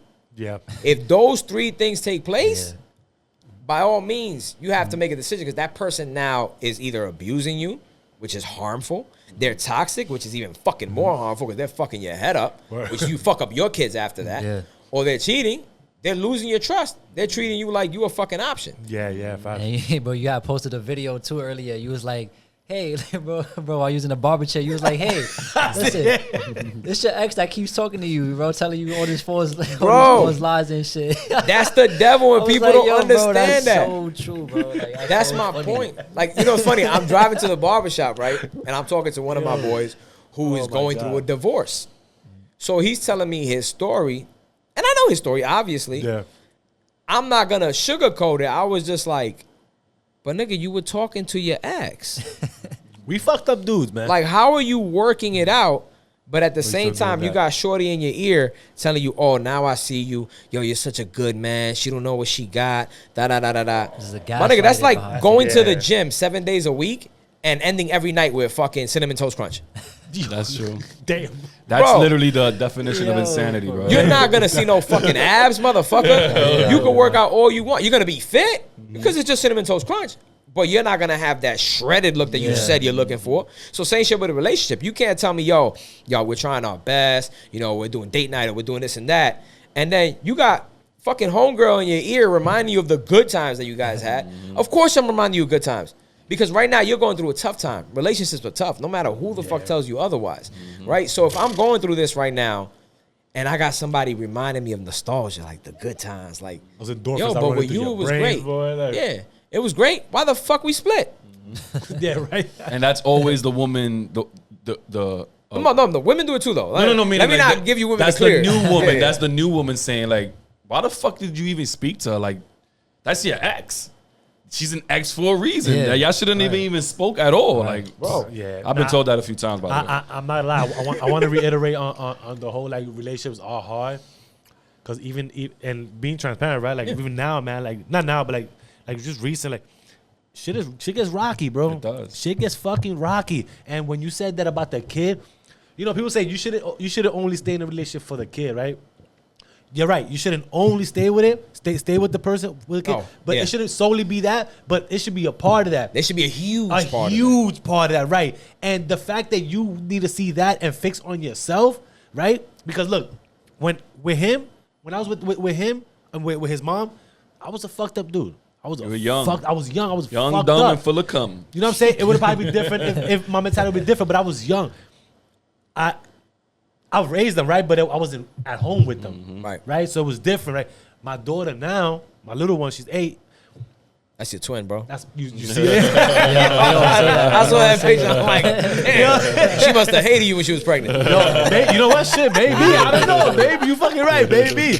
But yeah, bro. I look at it, I'm like, it be rough shit, man. And the old me would have been on some other shit. Then I'm like, I can't do that because I wasn't raised with both my parents. Yet my dad, my stepdad, like, and that's my dad. I consider my dad. He raised himself when I was 8, right? That was a man that did his thing, bro. You feel me? So I can't do that to her. So if I gotta adjust and fix me before I quit on anything, that's what needs to be done. And if I have to wait a little bit to fix you at the same time, then cool. Let us be that. At some point, if it continues, obviously something different, right? I just said if it gets toxic, right, there's a problem. It's a problem for sure. Yeah, but you don't at want least that do because your part. kids are gonna experience that. And I don't want this. I don't want to see that. Yeah, because it's hard even as a man, like dealing with toxicity in your relationship because doing a prayer before you even enter your home to thank God, like, oh my God, please don't let this be another day. Like that's crazy, right? That's crazy, Yo, bro, I've been That's there, bro. wild. Yo. I mean, that's crazy. Like, divorce feels fucked up, man. I'll tell you that right now. I know how that feels. I gotta go deal with this shit now. Yeah. And that sucks, bro. There's nothing better than knowing. You sit in your car for like 2 minutes. Yeah. Like, fuck, bro. I want to get home and be like, coño, quita mi mujer. Like, What? Dame un besito. Mwah. I had a great day today, babe. You know, I told my wife the other day, so I promise you, I was like, we've been together 13 years, bro. So I'm like, I want us to be best friends. yeah. You feel me? I want us to be best friends. I want us to confine in each other and shit like that. Like, and don't take nothing personal when we talking with each other. It shouldn't be like that, right? We should have a better understanding. I pray for that, bro. Me too. Come on, man. I'll tell you straight up. Listen, on, man. I I pray take for full that too. responsibility. I'll be vulnerable right now. Like, I look at where we have our problems, and I look at like, yo, it's me. You know why it's me? It's not me because of I'm doing dirty shit. It's me because at times I focus so much on just being dad. Yeah. Right? Just being tata. That's what they call me, right? I focus so much on that I forget, like, this is my woman. My woman needs to be taken out on dates.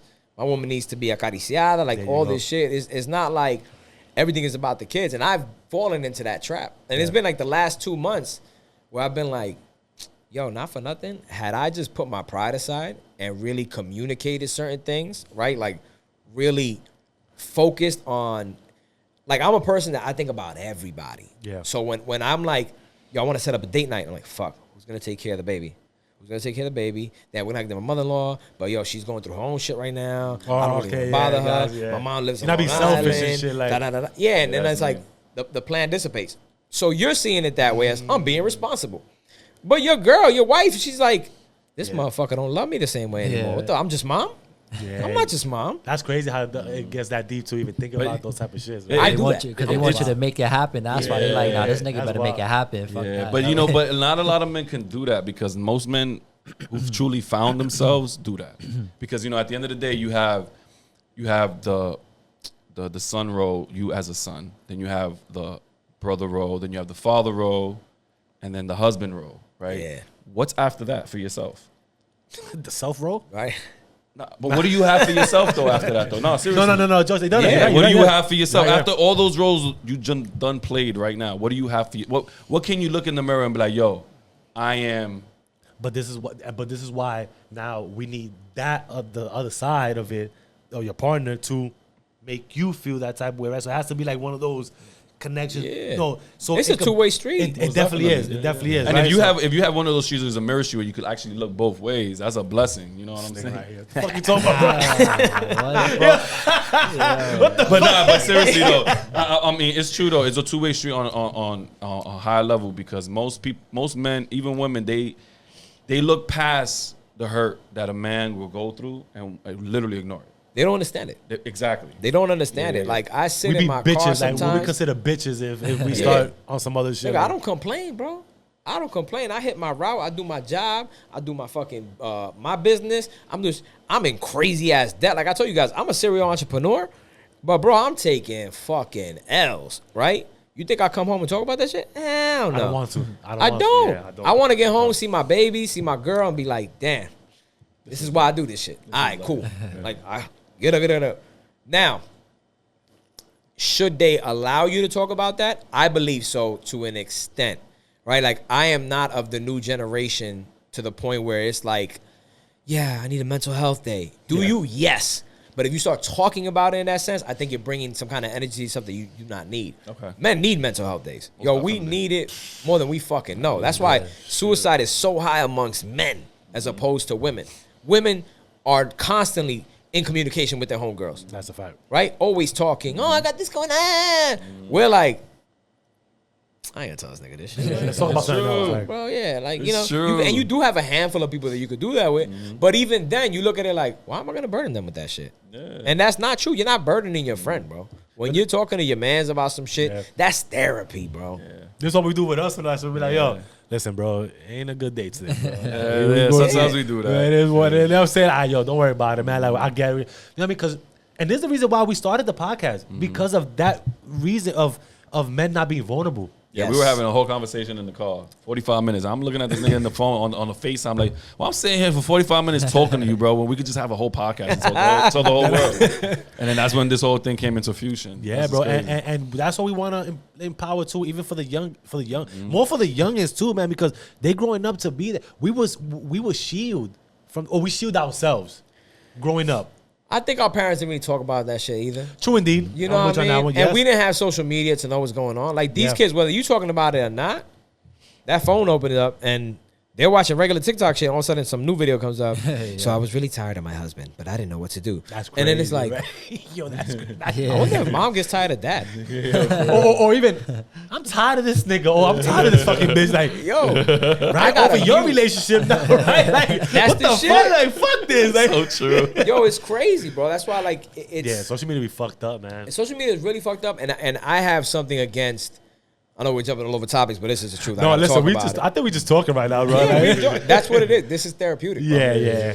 I have the issue with the youth now being exposed to all these fucking setup podcasts when you got these 2 dudes and 19 dumb chicks that are fucking paid to be dumb. No, that was funny. No. That shit is funny, but I'm gonna say that's mad negative. no, I don't want to say. Nah, you their talking about names. Fresh. No, chill, bro, chill. Talk about friends. Yeah, man, chill. All those podcasts, though. man. Not even just that. Like fucking, there's a bunch of them now, right? Yeah. What negative And shit, it's man. either Like, that or it's the woman bashing everybody podcast. Like you're causing such a divide. Yeah, it's a misogyny. These little kids are growing up to be like, yeah. Like we had bitches saying shit but hoes and tricks. It was a song. It's one fucking song. It's not every single time I got on the internet, I see a new girl. It's like, oh, you know, I do OnlyFans. It's because you're a stupid bitch. And you're worthless. And you know how worthless you are? And they're like, Yo, I don't think I'm worth. Yes, you are worthless. All right, cool. Yo, you think a little boy seen that? Bro, I got a couple friends that really think that way too. That's my age personally. They send it to you, right? And they be like, yo, bro, like, I ain't gonna lie, I'm standing on this, bro. Like, this is real life masculinity shit. Like, I don't think, fuck the females even doing, like, that or this or that, whatever. They like, nah, bro, I'm a real man, bro, and that's it. Like, all these bitches is dumb. They shouldn't be working. Like, yo, crazy shit. And I'm over here arguing with them. I'm like, yo, bro, you know that we live in, like, a new generation, right, where that's not it. You feel me? Like, now everything should be 50-50. It's not just... This is the real world, bro. Yeah, men and female. Like, Those are them dudes that don't like their moms. Honestly, crazy. honestly, I just think that people got to realize, we were talking about this in the barbershop today, bro. People got to realize, whether it's a relationship, friendship, family shit, whatever you want to call it, there is a transaction between that. There's always a beneficial thing. It's not a one way. Use me as I'm going to use you. Yeah. Right? It's gotta be that. But people don't want to understand that and feel like, oh, well, they using me and all that shit. Yep. What the fuck are you getting from that? Like, Yeah. if not, get away. Yep. I'm good with 100%. it. You know what I mean? But people gotta understand that, yo, relationships and everything else is a transactional thing. Period. When you break up, or let's say when you get married, right? When you divorce, they getting some shit from you. They getting you. They getting you. They getting you harder than you got them. I'll tell you that much. That is true. But listen, that's what you gotta realize. Though, but nah, that I at ain't the end of gonna- the day, I ain't it's gonna gonna lie. happen. That's why you gotta fight for your family. Yo, That's what- for real. Booyah. You don't want to get to Yo. that point. Yo, and it's like, look. There you go. The same gentleman I was talking about before, right? I'm like, you gotta understand something, bro. We're parents here, right? Yeah. You're gonna be a parent one day, hopefully far away. Can somebody love you and not love your kids? No. Yeah. No. Nope. No, I'm saying, I know is what it you mean. acceptable? No, it's not. Can It's they? not Yes, they acceptable. can do it. Of course they Of course. can. I'm It's not not accepting it. acceptable. But No. exactly. not Any acceptable. fucking parent will tell you no, right? So let's look at the scenario. If I have my ex in my fucking DMs, right? Telling me like, yo, not for nothing, but you're such a good dad. You're such a great, she don't know what she got. She don't know what it's worth. Does that woman realize that she is about to break up a happy home or even unhappy? Let's say the house is unhappy. I'm about to have my kids live without one of their parents. Does she love your kids? Yeah, you're right. Yeah, no, yeah. She's looking for your kid. So at that point, you have to be cognizant of this. If your ex is in your DMs telling you, yo, you deserve better, and they know that their quote unquote better is going to alienate your kids from having both parents at home, they don't love you. Facts. They don't love your kid. Nope. How could they love you? Your right? They're convenience. being selfish at that point, especially if that person themselves has a broken home. Yep. Like if they're living without their kid, yo, and she knows what her kid is going through, or he, right? Women do it too. So he knows, yo, like, damn, I don't live with my kid. Now he wants your kid to not live with their dad? Yeah, that's crazy. Knowing how it's affecting his kid? We just had this And this conversation. person loves we just you? had this conversation. Yeah, that's crazy. The math don't add up, Nah, bro. it doesn't. The more I think about shit like that, and these are the messages I've been getting lately. That's why I'm like, yo, I'm not Mr. Family Guy. Like, I'm not this, but it's hitting me, and I'm like, holy shit, this doesn't correlate, bro. Like, you literally leaving the person that's been loyal to you no matter what for the person that was once disloyal to you.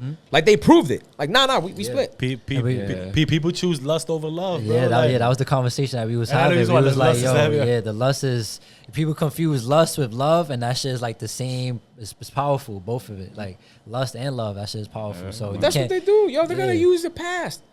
If I'm talking to you and we were just going out, pause, and I'm over here like, yo, remember when we did this, da-da-da-da? That's all we're going to remember. I'm never going to be like, yo, you remember the time that you were calling me like 8 times and I didn't pick up to the next day? I had you so worried, you thought I died. Yo, word. Yeah, this nigga's dark as hell. Nah, it's the truth though. It's really the truth. But he's right though. Like we don't speak about those memories. Like I'm a fucked. You remember when I was a fucked up nigga? Yo, you remember the day you jumped on my car because you thought I was cheating on you? Yo, you erase all that shit. And they know not to bring it up again. Yet now you're looking at your husband or your wife like, this motherfucker, she's such a nag, bro. Like, all she does is complain. Of course she complains, bro. It's part of life. Yeah, she Things worries aren't about going how you, we want it. Yeah, like, what am I supposed to do? Ain't no relationship fucking cheap peachy, man. Like I'm It sorry, can't be. like man, listen. When you in it, you gotta be in it to win. But I think that's part of it, though. I think It is part of that's it. what grows. It Social shows media you. don't show you that, though. If I'm doesn't. paying attention to you, people don't understand. If I'm paying attention to all your glory stories, where the fuck are the faults? Nobody want to post them. Though. Why would I? Nobody wanna show So them. you got to look at everybody's story and be like, oh, those are the good moments. Yeah, I'm sure yeah. there's bad moments happening. I try my best to share my shit. Like, I try my best. And I've had, so I got on YouTube in 2006. Like, I found out about it in 2005 when it first came out. And I knew in 06, like, yo, this is going to be it. I did one stupid video that got like 38,000 views with my cousin Johnny. Damn, Bro, it was the stupidest shit. But the shit was so new that everybody's going crazy with it. yeah. And what I told myself when I was starting getting a camera in 09, I started making videos here and there. It's like, I want to keep a portfolio, like a recollection of what I do so that my kids in the future can see the real me, Yes. right? They're not getting a doctored dad. I like that. I'm not doctored. I'm not giving you what you want to hear. Because even if I try to give them what I want to hear, the shit on the internet will live there forever. So when you're podcasting, it's the same shit. That's a So fact. when people try to Document tell me, everything. like, you trying to do a podcast? Like, Yo. yo, when I started doing this shit and I'm 40, Yeah. like, people were like, wait, you're going back to podcast? Like, it didn't work before. And I'm like, what? It's Like, documentation. yeah, what I'm gonna do? Stop dreaming? Yeah, I love that. Exactly, yo. But people got fuck this shit. Hold up, because people think because why you 40, you old nigga. Like, Man, what the- listen, bro. I look younger than a whole bunch of other young niggas. Like, Yo. I seen, You feel me? Like, what? yo, shout out my man Ant One Phenom, yo. He's a 40-year-old basketball player, bro. And he has a shirt that says, I'm 40, seen him. bro. I That seen him. dude is nasty with That's it, how bro. it be. Come on, you 40 years old showing these kids how oh, to. man, I gotta stop it, bro. It's not that. It's that, yo, not for nothing. But that's like telling Tony Robbins, yo, stop teaching people. Tony Robbins in the word. 60s. Yo, for real. And he's the greatest, bro. Yo, you old, Seriously. bro. Stop doing it. You talking shit right now with your old ass. Sit down. Whoa. Hey, yo, sit down, man. You know nothing about now. I'll take Nah, but it's true though. Like you have to be transparent. Though. That's what with him. He knows all my shit. Like he knows. But at the same time, now he sees the effect that came with it, right? Yes. So now he understands. So now he could do better. Yeah. Right? So because he saw that, now he's like, all right, cool. I could see where that went. Yep. I can see now how it is, and he sees my transition as well. Yes. So I was like, all right, I like whatever how he ever takes it, right? Being transparent though, and try to be better now for him and for everybody else. Yep, and right? that's his son. See, now with me, my daughter's 20, so when she sees me do my thing, she's like, I'm gonna make sure that my nigga's gonna make sure he work. We definitely just You know spoke what about I'm that. saying? Yeah, I'm gonna make sure that he work because my dad's a hustler, bro. I cannot be in a man's life and he's not hustling like my dad does. 100%. He made sure he put money, he put food in my mouth every day. Every day. There's food in the refrigerator, there's milk always, there's cereal up at the cupboard, always, at all time. If I'm gonna be introduced to a man that can't be like that, I can't be with him. I just think they're watching, bro. So I make sure that even if I'm broke, I'm not broken. My daughter see like, yo, this nigga, hey, you can't do this, but he's at it every day. Just because I'm broke, I ain't showing you I'm broken. Yeah, just It's because the I'm truth. broke, I'm not broken. That's Jump on for that. yo, you're gonna be there. You're gonna be at that point. Shit happens in life, All right? so- People try to hide that. So y'all got the message, right? So we're gonna get into more shit. We're gonna get into more shit, man. Like, so all right, so now he even, you know, after being all that diagnosed and that shit, you went to engineering school, Yeah. right? Talk about that now, right? Because Now, break down the engineering part. What do you mean engineering? So here's what Because happened. remember, there's multiple engineers. he went to engineering. Yeah, he went to engineering. He went to college for engineering. Yes, right? I'm, Okay. I'm in. Right. There's other. I got you. I'm in high school, bro. Like again, my older sister is an attorney. My sister is the epitome of a successful person. I love my sister to death. One of the best human beings. Heidi is my second mom. Right, these two women raised me. Shout right? out, sis, Aaron. Yeah, you know what I mean. There's a song on my thing called Heidi and Mommy. Mommy and Heidi actually is called, and it's like an ode to them because my sister is also somebody that doesn't pull punches. So I had a convo with my sister once. I was like fucking 24, 26, and she made me feel like the biggest loser on earth. Okay. And she was right, right? Because she was kind of like, How did you accept it? yeah, you went to school, you got this recording engineering degree to do what? Like, what are you doing with it? Like, you're doing nothing with it. You're kind of like your dad right now. And when that shit hit, it was like, she didn't mean it. It's like galleta. Yeah, but that's how she is, right? Mayonesa y todo. It hurt me, bro. But you have to take that bluntliness, right? Yes. Like, Because we're all like that. We My are. mother's kids, the three of us are full-blown retarded. Like, we don't have pelo en la lengua, loco. Like, it's Yeah, I like, understand, it is what we do that shit with each other. Like, we call each other for what it is. I thank God for that every day. That's my core, right? Like, my mother, my sister, my brother. Yeah. That's my family. It ends up so that I love my dad to death. My Right. dad's amazing, like, cool guy. Like we were saying earlier, with life, I understood certain things, right? So with the music shit, when I'm in high school and I'm trying to figure out my way, I'm like, I don't, and I'm early to the game. Like, now is that motherfucker's like, I don't believe in college. I've been saying that shit since like 99, bro. I'm gonna be in high school and being like, what I'm gonna do? Get in mad debt? Like, that shit's retarded. Yeah, like, fuck that. I ain't gonna why would I do that? Yeah, right? And so when I'm finishing high school, my mom was like, I wanted to go to a trade school. I wanted to go to IAR, which is the Institute of Audio Research. I said, yo, I'm gonna be an engineer. Right? That way I can engineer my own shit. I'm gonna be a famous rapper, famous singer, producer. I had all this shit in my head. all these right? aspirations, right? Yeah. And I remember saying that. My mom was like, no, you go to college. She's like, you can do the music shit, but I need you to go to college. Just get me a degree. Okay. And I respect my mom. I was like, all right, cool. I did that. I get my recording engineering degree. When I finally graduate 06, the music business changed completely, bro. Everybody has studios at home. Damn, Big studios were shutting down left and right. 06, I was graduating high school, bro. Yo, I'm an old man, man. Shit. Still You ain't living too like far, I'm young, bro. 35, bro. Like, you ain't too far, bro. Like, Yo, man, enjoy your youth, bro. Nah, yo, when I turned 40, I was so excited. Like, everybody around my too. circle was like, yo, like my brother-in-law, he just turned 40 now, May 19th. And he was just like so depressed. I'm like, yo, you fucking crazy, bro. You know what the alternative is? It's called embrace death. that shit. Yo, facts. Man, you gotta embrace that shit, man. Fuck that, bro. Like, we still young, man. That's what I'm saying. Like, I don't give a fuck. If I'm still mobile, I'm still knowledgeable, I'm still learning. Yeah. As long as I'm still learning, Bro, you're still I'm building. good.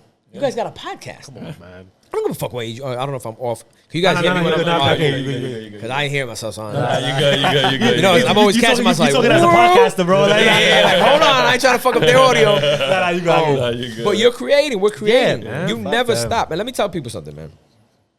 Oh, you're scared to go turn 40.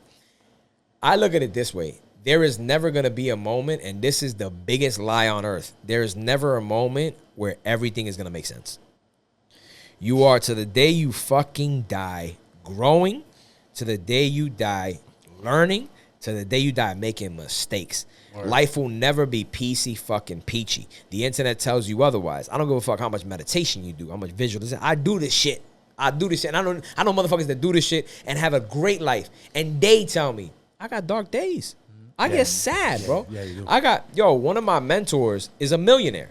He's a millionaire. He has courses, he does stuff. And he says all the time, I have my waves throughout the year where the money don't do it.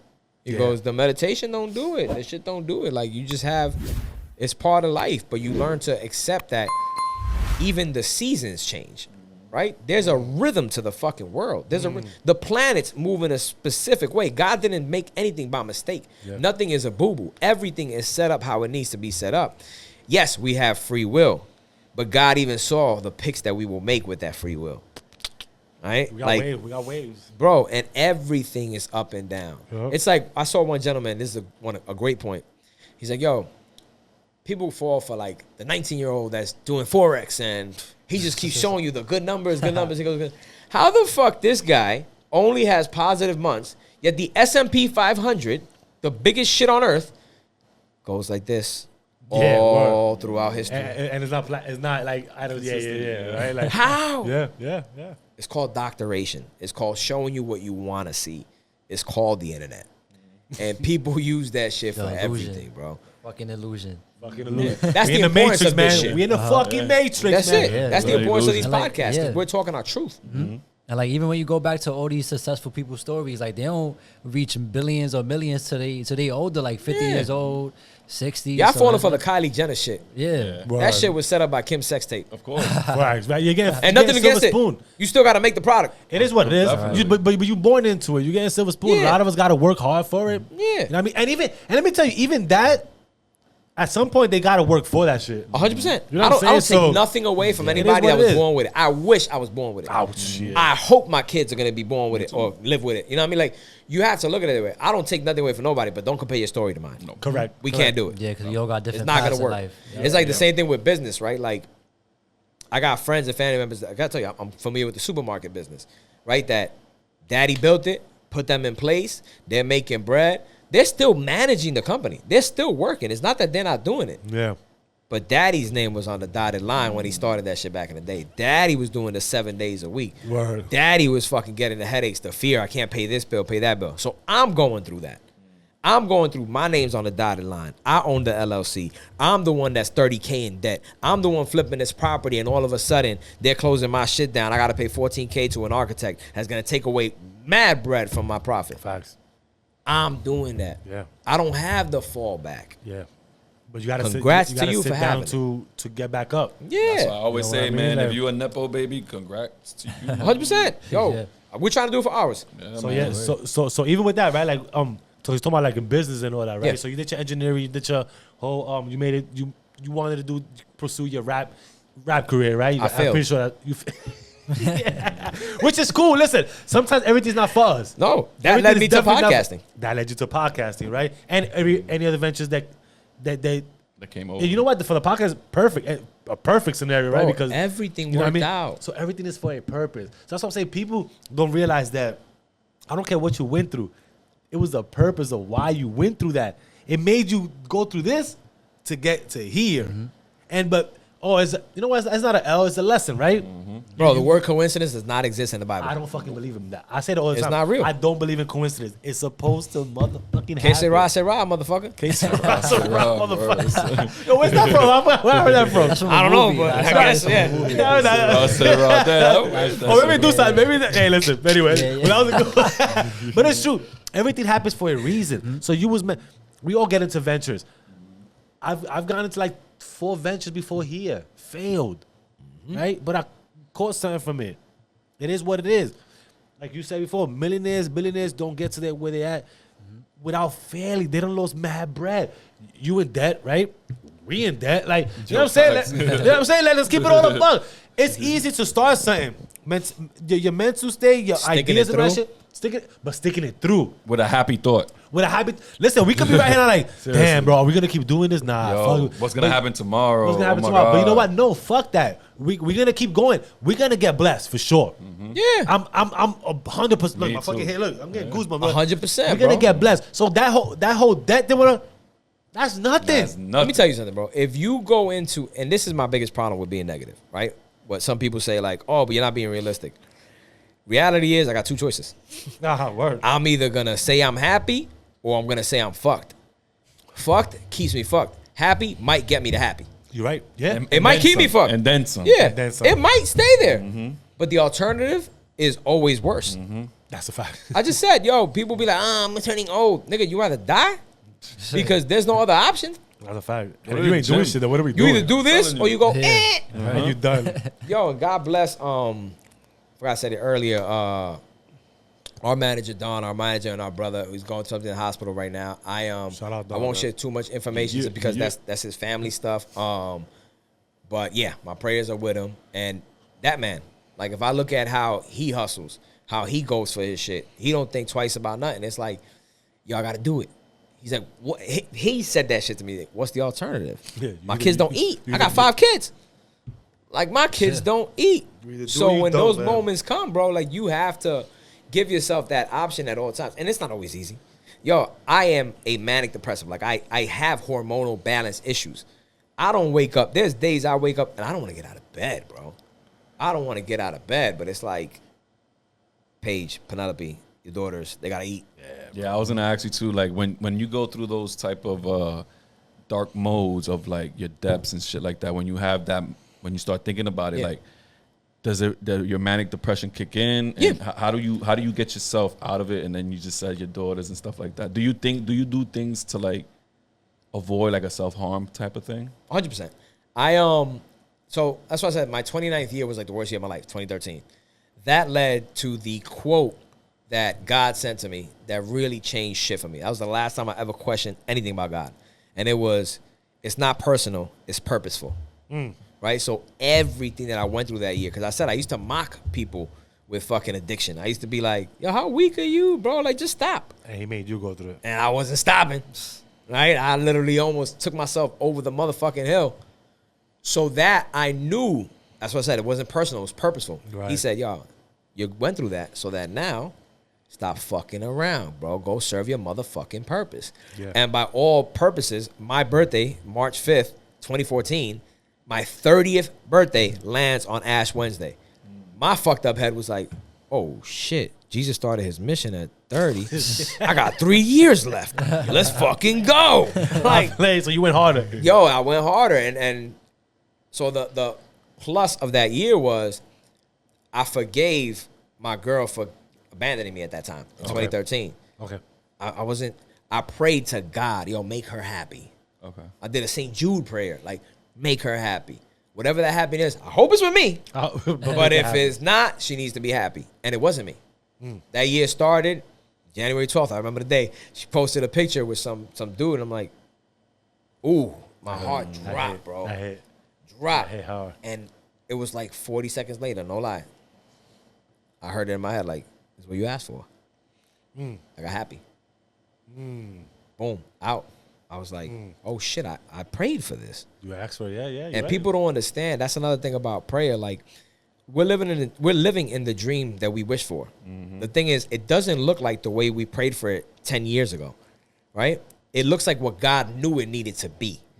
to make to get. Yeah. Yeah. So you might be like, yo, like me, for instance, my fucking dream life was having 2 boys and a girl, right?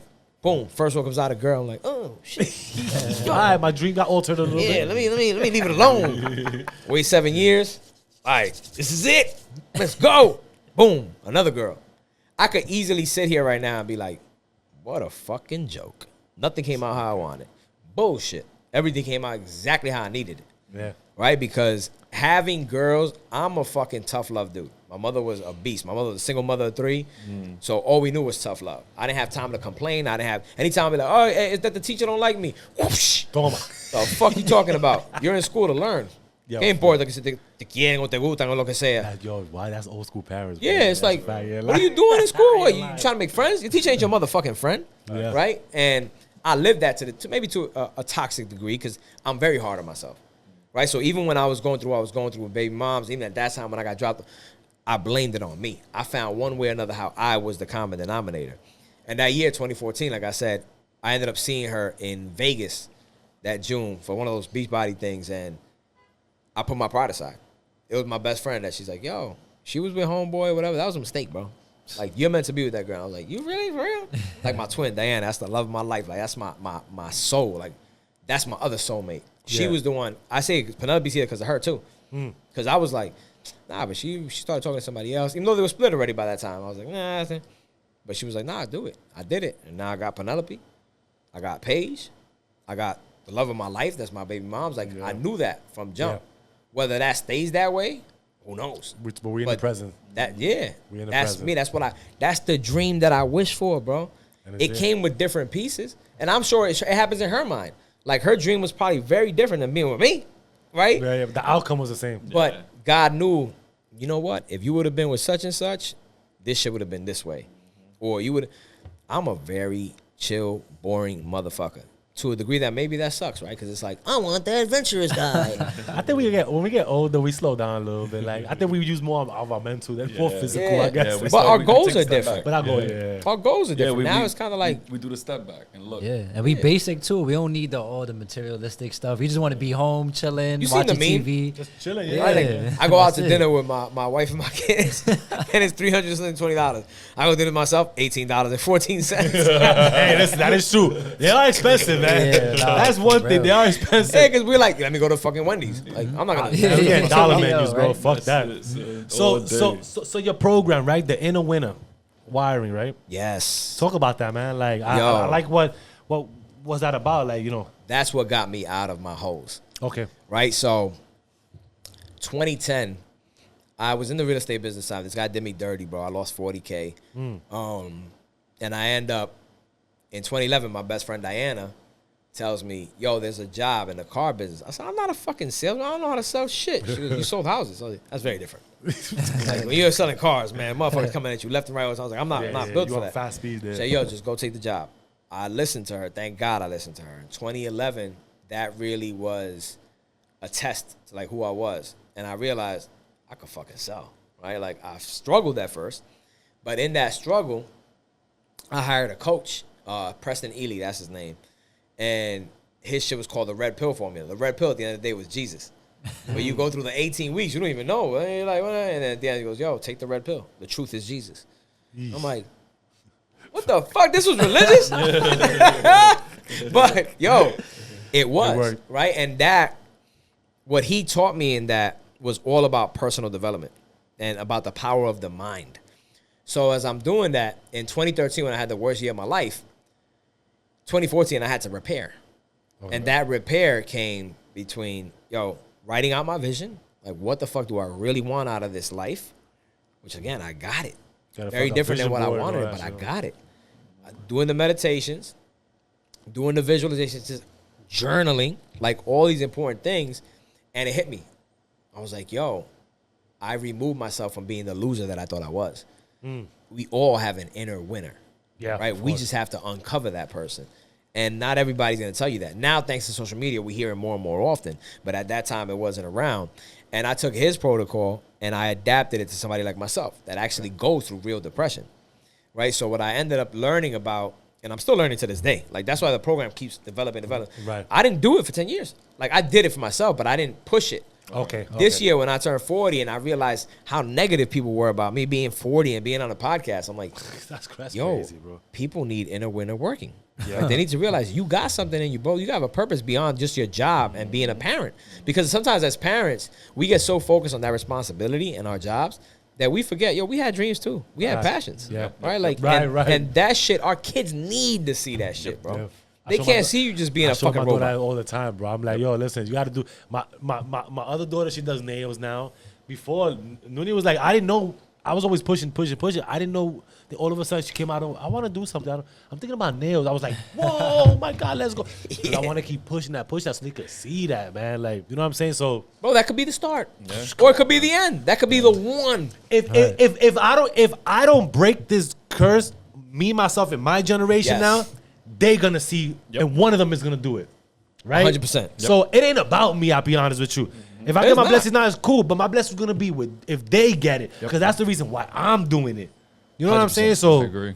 I'm the same way, because my daughter, she hit me with the You know what? I'm gonna go to college. I'm gonna get my degree and all, but I want to be a tattoo artist. So I said, all right, let's get the ball rolling. I bought her first machine, her first kit, first skins and all that, and she started doing her thing. She's getting better and better. She gave me actually this one right here. I was gonna ask you right now, like, do you let her like, yo? Yeah, I let her. I always let her. I definitely let her doodle on me anytime, bro. Right here, this is her first tattoo right Good there. shit. Semicolon. And I tell her, yo, open your horizons. When don't stop just tattooing.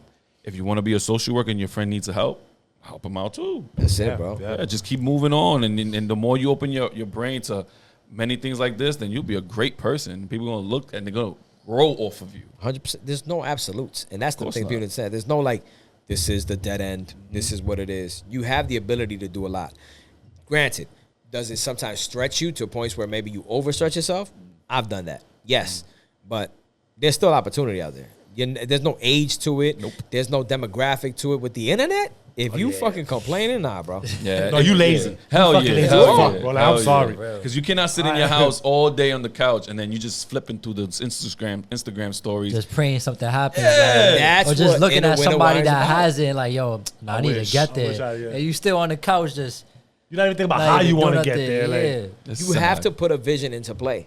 Close your fucking eyes and think for a bit. manifest. and this goes into my next one. Like how have visualization techniques, meditation, and affirmation helped you overcome challenges in your life? Big time, right? So what it ends up doing is we're programmed. We're programmed from 0 to 6, whether you know it or not. Shit is happening. That's when the subconscious is really developing. So most of what you do in your life is really based off of that inner child. That's why when people are like, oh, your inner child needs to be taken. That's just some real shit. It really is, yeah. It's scientifically proven. It's not make-believe. It's not like somebody just like, I read in this book. Like, that shit really is what's happening, right? So before that, you're walking around blindly.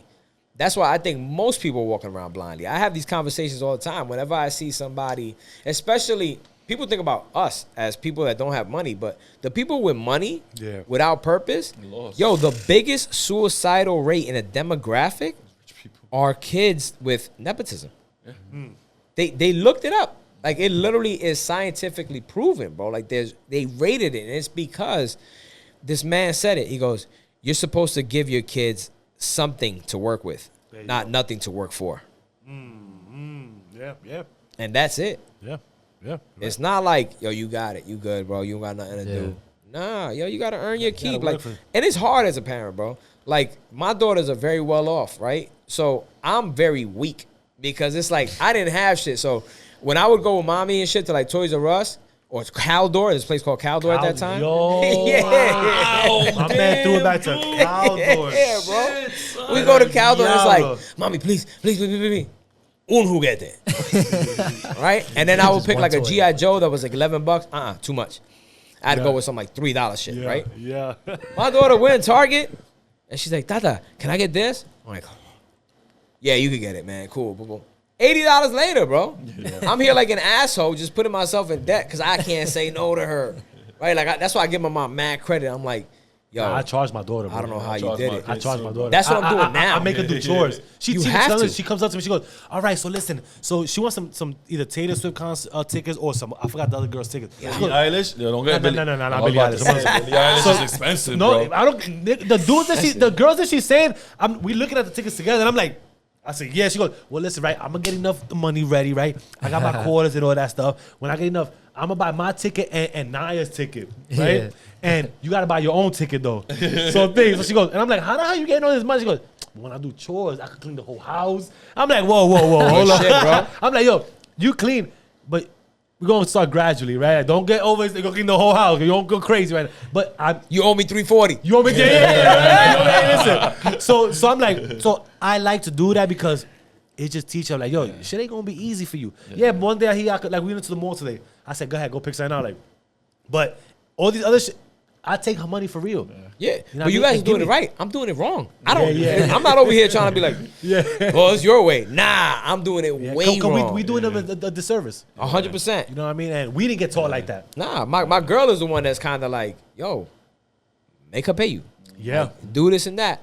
And she's the one that got money. Yeah, she comes from money, but she understands like, yo, we can't just have her have everything she wants. And it makes it easier for them to give that up. Yes. people be so stingy, like you said the other days with your mom, and the $20, like his mom just asking for $20, his son, and he just pulled out his wallet and gave it to her here. And they coming up with plans too. And they coming up with Bro, plans. they coming up with plans too to even get to where they want to get to, and but like how much they want to get. Yeah. So that right there is like, cause I don't even remember freaking making up plans of like, yo, I'm gonna get this much to buy this. Nah, it wasn't that. They gotta be strategic. I never even thought in my head when I was my son's age, he's 8, right? Where I would be like, yo, I'm a save up. But for my parents is to get a new house. Yeah. Damn. Like that's my son's act. dope, That's his bro. mental right now. Like when he be like, oh, I want to make sure I have enough money to help you guys buy a new house. That's his mental. And when he told us that, I'm like, oh my God, like I don't even want you to even spend $1 right now, dude. Like, chill, bro. Like, we don't want you to do that. He goes, no, I have to, because we got to get this new house. Yeah. Like, I hear that shit. So affirmations, right? How important are affirmations? Affirmations are huge, bro. Because This nigga tells you that shit because he does them every morning, bro. Come on. 100%, and you're doing the right things. You know why? Yo, bro, think about everything that we are hearing all day. Yeah. Think about the shit that we're seeing all day. Think about the first thought in your mind when you got a motherfucking bill. If you, again, I say, if you're not doing it, the alternative is there. An idle mind is the devil's playground. Yep. So when you're not telling yourself, hey, I'm so grateful that I'm a winner. I'm so grateful that I'm diligent. I'm so grateful that I have discipline. I'm grateful for the money that I'm attracting every single day. God, thank you so much for making me such a great father, such a great dad, such a great lover, such a great man. Like, wow, I'm so proud of being a great son. If you're not doing this shit and everything's idle and you're hearing the radio and then all of a sudden you're thinking, like, You get consumed. I'm so broke. Yeah, you're lying. Because who else is really telling you this? Nobody else is gonna tell you besides Or yourself. you're scrolling and this motherfucker's in Bali. And you're like, bro, I can't afford a trip to Florida. Facts. I'm a loser. Facts. Or even gas to Connecticut. Oh, yo, 100%. Facts, bro. I'm in Connecticut all the time because I flip properties there. So I know. If I'm That's not a telling fact. myself, like, yo, you are a fucking real estate investor, man. You are amazing. I won't think that way. Yeah. You listen, there's the common thing that people do is they think you have to do to have and then become. Yes. Right? The reality is you have to become so that you can do and have. Right? You have to think straight up first. Yo, I think about my dad. My dad made that happen. My dad told himself, yo, I'm a merenguero. So what is a merenguero do? He goes and joins a band.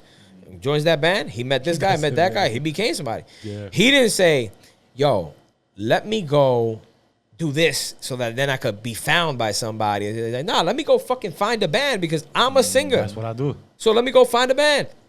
He didn't say like, yo, let me start singing and see if a band finds me. Yeah. No, he pushed himself. Yeah. Athletes, bro. Yo, think about it. They don't wake up or go to the gym without visualizing what they're going to do at the gym. Yeah. Kobe Bryant said that shit. He goes, yo, I see myself hitting every shot. Yep. He's like, if I don't see myself hitting every shot, what am I doing? What's the point? You gotta believe in yourself. You gotta be your own cheerleader. You gotta fucking wake up and just do it. That's man. why affirmations matter. That's why confirming, I call them confirmations, right? Confirming who I am, what I am, how I am.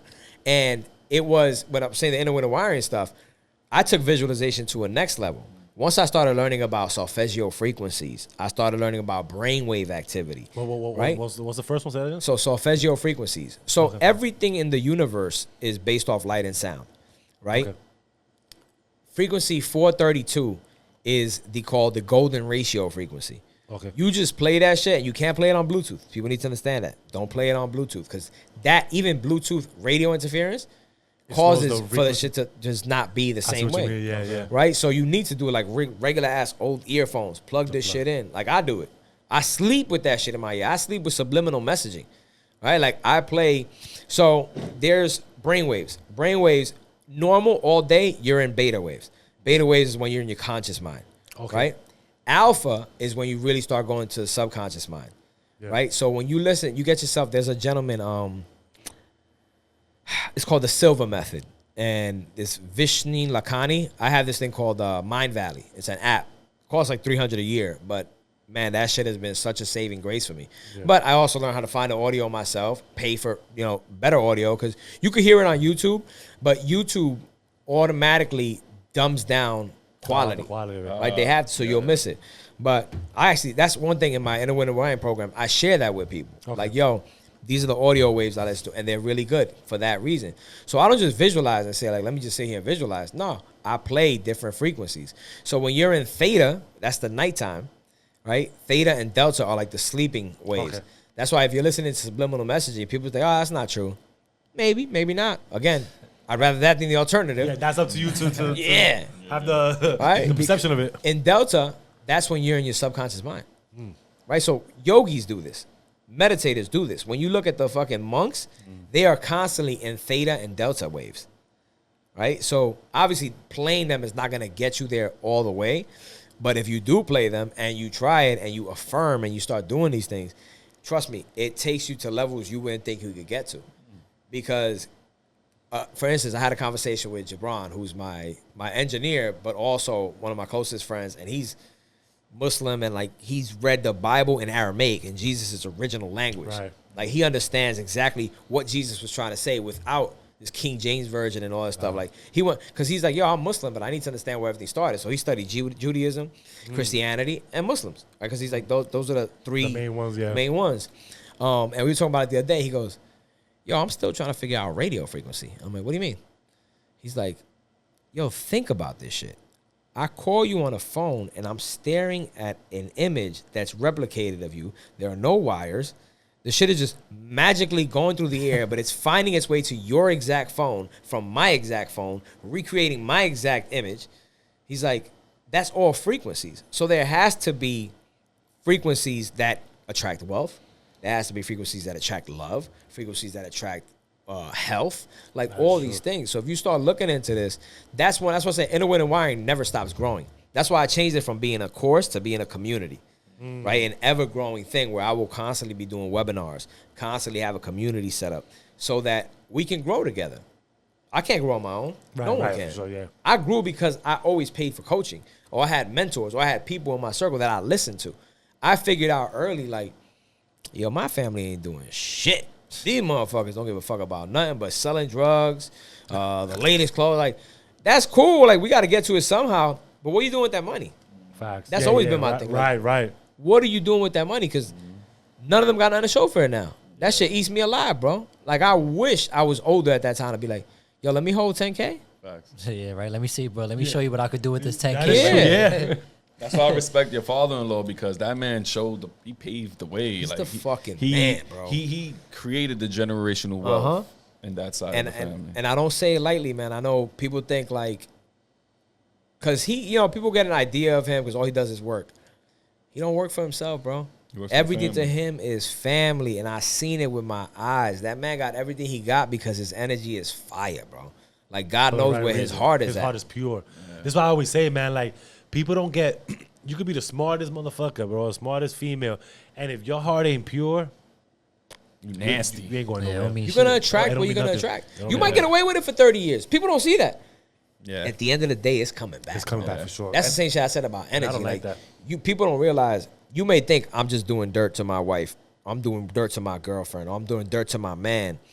But I now have a different vision of it. Before, I used to be like, yo, shit happens, da-da-da-da-da. Especially when you're younger. It's like, oh, it's weird. Everybody's human. Yeah. Now I look at it like, yo, the Bible says your sins will carry on for 4 generations. So if I'm doing dirt, people think, the devil, let me ask you something. Parents, what's going to hurt more? Me cutting off your hand or me chopping off your daughter's pinky tip? Cutting my daughters, man. My pinky toe, bro. Shit. I'll fucking kill somebody. Yeah. That's what I always tell them, man. Now you're right. You understand? Yeah, so if I'm the devil and you're fucking doing dirt, am I really just going to bring karma back to you? Nah, that's pretty cool, but that's not enough. I'm going to fuck your kids up. Yep. Why? Because that shit's going to really destroy you. And his job is to cause pain. The devil breaks people, and broken people do the bidding of the devil. Right? That's just what it is. And I use that word, and before I used to stay away from using the word of the devil and all that shit, because I used to be like, you know what? Many people, fuck y'all. Like at the end of the day, you don't believe in it. Yeah. Don't worry, he believes in you. Yep. So watch your back. Even when you're comfortable, that's when he's definitely gonna get That's you. the worst. Even with us, even as much as we could sit here and we could talk about all this and all that, we're gonna get out times that he's right here like this. 100%, Hey, bro. what's up, bro? And you're doing some dumb shit like, but you Yeah. catch stuff, you know, it's gonna get you. It's like gonna that. get It's you. like the memes, and you be like, looking behind. Yeah. You're like, how do you do it, God? How You do all it?" fall, but you gotta rise. That's why gotta no rise. matter what, even in your darkest moments, like now I'm praying heavy again. And I said that this morning. I was like, damn, God, yo, my bad, bro. Like now when I need you is that I'm back at this. And he's just like, okay, that's what I'm here for anyway. Don't worry about it. I know you better than you know you. Right? But we get so scared to come back because it's like, That's I only the call shit. you when I need you. That's the shit. Yeah. So just like, yo, your daughter right now does some shit. You cannot be talking. Are you not going to help her out? Yep. Yeah. Always. Word. Yeah, Your yeah. daughter can ask you the same shit 10,000 times, and if you could 10,000 times, you're going to make it happen. Whether she fucking talks to you or not, disappears or not, you may be a little grimy, like, nah, I'm going to make her suffer a little bit. You know, you don't want to call dad? All right, cool. But you're going to do it. This motherfucker right here used to do that shit a lot, bro. I used to be like, yo, and mind you, bro, we used to roost every fucking. Like, yo, why? And I used to get mad. Like, why the fuck you don't be fucking calling? You only call me, not when you need something. Like, you only call me like once a week. I gotta be calling you and all that shit. Like, but I'm like, listen, man. Like, I got it. At some point, I had to cope with it. My But, dad, bro. I do the same thing. but I understood. You gotta get your friends going on. Like, they don't really want to be too much with you. Like, Yeah. whatever Yeah. aspect. Life is happening the same way it's happening to you, bro. It's happened. So it doesn't take the love away, like from him to me. At I know all. because it didn't take my love from my parents and all that, right? So I understood. You know what I mean? Does it accept you? Yeah, as a parent, yeah, of course, man. Like, what the fuck? I call Yeah, my now mama I can every see day. why Fuck. too. See why? All right. That was like my dad. My dad, this podcast, Parents Uncut, showed him, because I've had the convos with him. I've never been afraid to talk to my dad. That's one thing I love about my dad. It's never like, he's never been the type that I'm like, yo, you fucked up. And he'd be like, no, I didn't. It's because, and he's like, diablo, papito, eso es verdad. Yo ni cuenta me di, perdóname, lo que sea. You know, like he's always been like, yo, my bad. He called me on my 40th birthday. So he's 66. I was like, yo, this is your day, man. 40 years ago today, you became a dad, bro. It's more your day than mine. I like that perspective. You know what I mean? And he was like, Yeah. coño, papito, sí. Nah, but you made him look at it a different way now, bro. Like, Did he say happy birthday first or no? Yeah, nah, he did. He Oh, I was did. about to That's, say. that's why I was like, yo, this is your day, bro. And he was like, yo, you know what? Not for nothing. I saw an episode. He's like, hey, yo, it hurts me to this day. Like, it's one of the things I regret, bro. He's like, you said something that I never noticed, which was I said, yo, my dad, I wouldn't speak to him for like 3 months at a time. And honestly, all I needed was a phone call. And he's like, yo, there was times I would call your mom, and because I heard you like having a good time in the background, she'd be like, yo, you want to talk to him? And then I'd be like, no, it's cool. He's like, and I didn't realize that you needed that talk. yeah. And I'm like, yeah, we don't. And I'm like, but you got grandkids now. You still haven't met your second granddaughter. Like, well, that's his third, because my sister Kelly got a daughter as well. But I'm like, you still haven't met Paige, and it's been a year, bro. And he's like, damn, you got me. And I'm like, no, I'm not trying to get you. I'm just letting you know you have a chance to redo it, right? It's not going to be redone, but don't forget. I told him, I was like, the way you did and how you did it is why I'm so good at what I do. Yeah, now I'm going to remix it. Like, it ain't a mistake. Yeah. I told him, like, don't take that shit personal. Thank you. Yeah. I took it personal as a kid, but when I got older and I realized what it is to be in relationships and understand, and I knew how my mom was, like, yo, my mom is difficult, bro.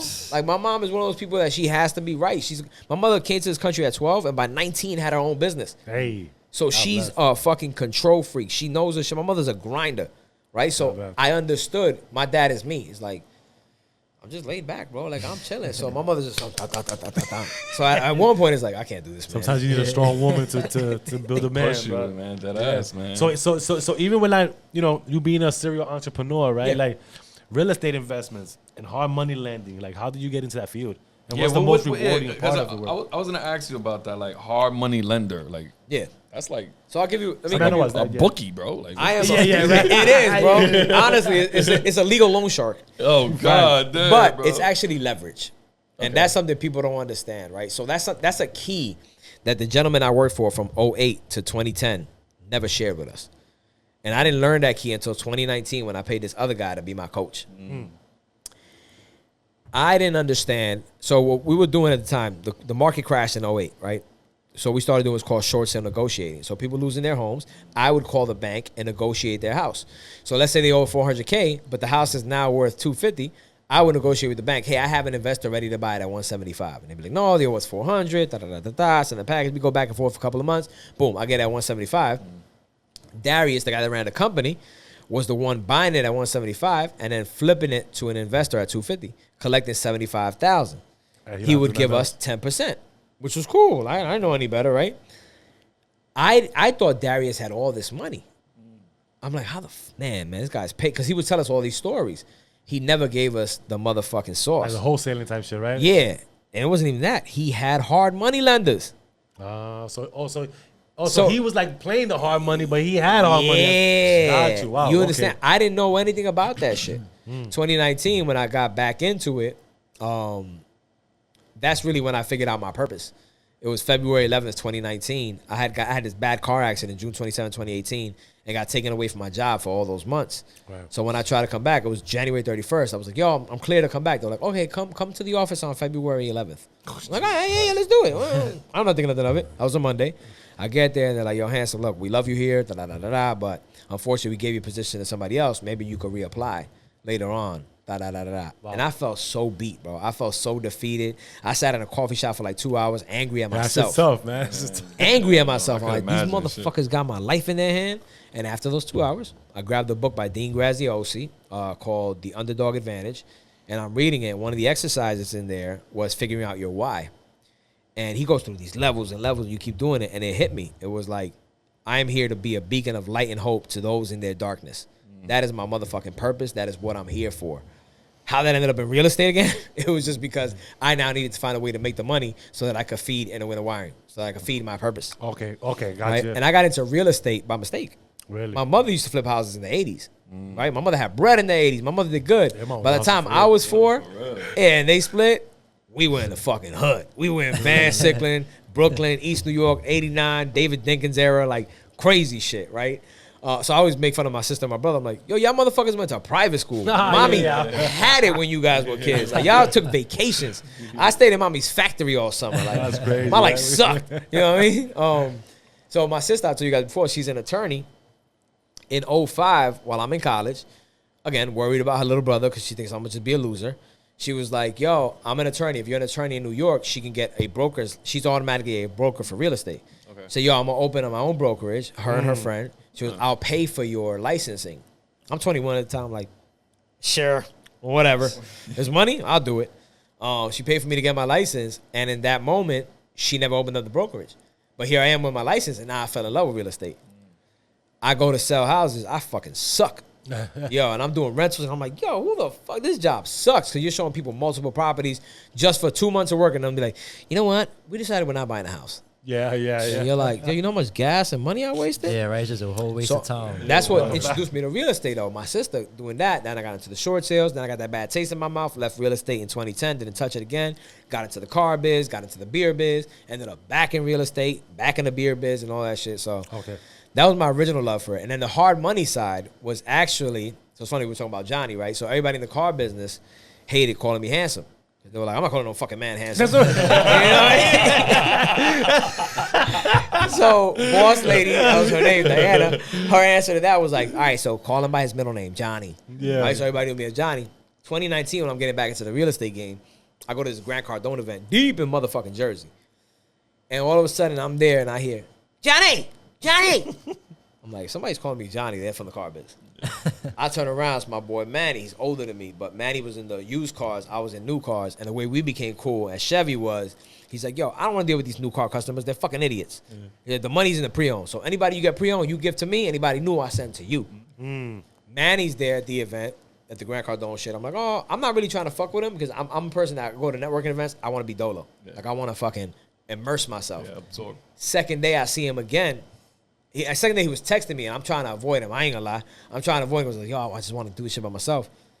He goes to me. He's like, look, I'll pay for the Grand Cardone event. It's $1,000. It's a weekend in August, some shit like that. It's 3 days. He's like, I got 2 tickets. You're coming with me. I'm like, all right, fuck it. Let's do it. Like, that's what I wanted to do. So we did it. When we left that event, I'm still on my flipping shit, flipping houses. And Manny's like, fuck that. I want to be the guy lending the money. That motherfucker's doing nothing, just moving paper and making money. I said, boom, you do that. I'm going to go flip houses. 2020 comes. Mind you, I started Jake's program. That's a whole nother crazy story. The guy that taught me how to flip and use hard money. March 3rd. It was 2 days before my birthday. March 3rd, 2019. I didn't flip my first house until July 13th, 2020. Okay. I didn't find my first property to flip. So a whole year and a half. Yeah. That's just me putting in work, calling, cold calling, doing my shit. That's why when people quit early, I'm like, damn, I feel bad for you, bro. Because I could have quit, but I didn't. I just knew I had to do this shit. I flipped that property. Now I want to do what's called a cash out refi. I reach out to, I forgot who, some hard money lender.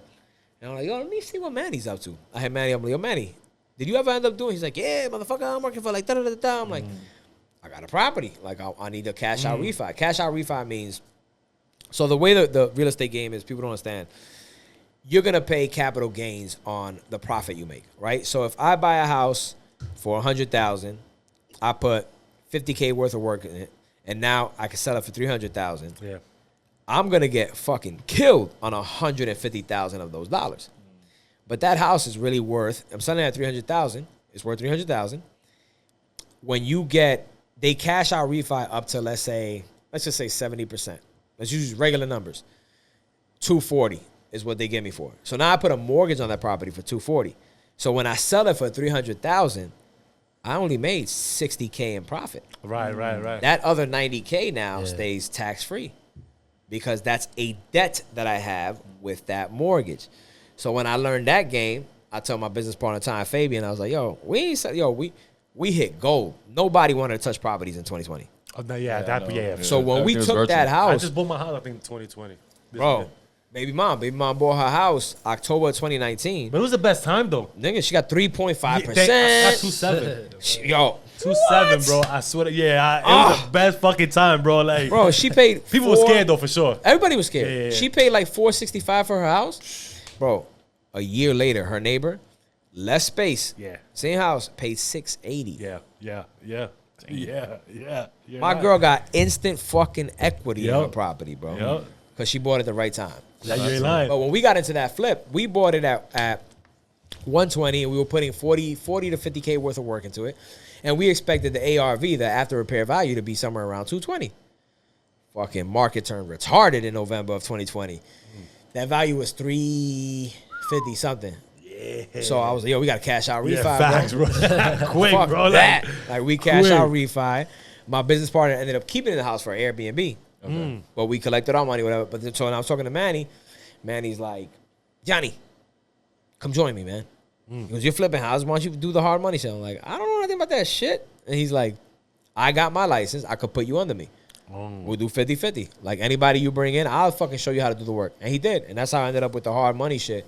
I've taken breaks here and there, but hard money works for me because it's just moving paper. It's quick back and forth. Yeah. It got a little ugly now because the lending practices are, because everybody, we're in a recession. Everybody's unethical. This is literally one. Everybody's unethical, bro. And now motherfuckers don't realize, though, we're in a recession. So these banks are really thinking twice for lending anybody money, bro. That is true. I could imagine. That's true. They're just not telling you because it's an election year. Yeah. Watch, as soon as whoever goes in office, January 2025, guys, we're in a recession.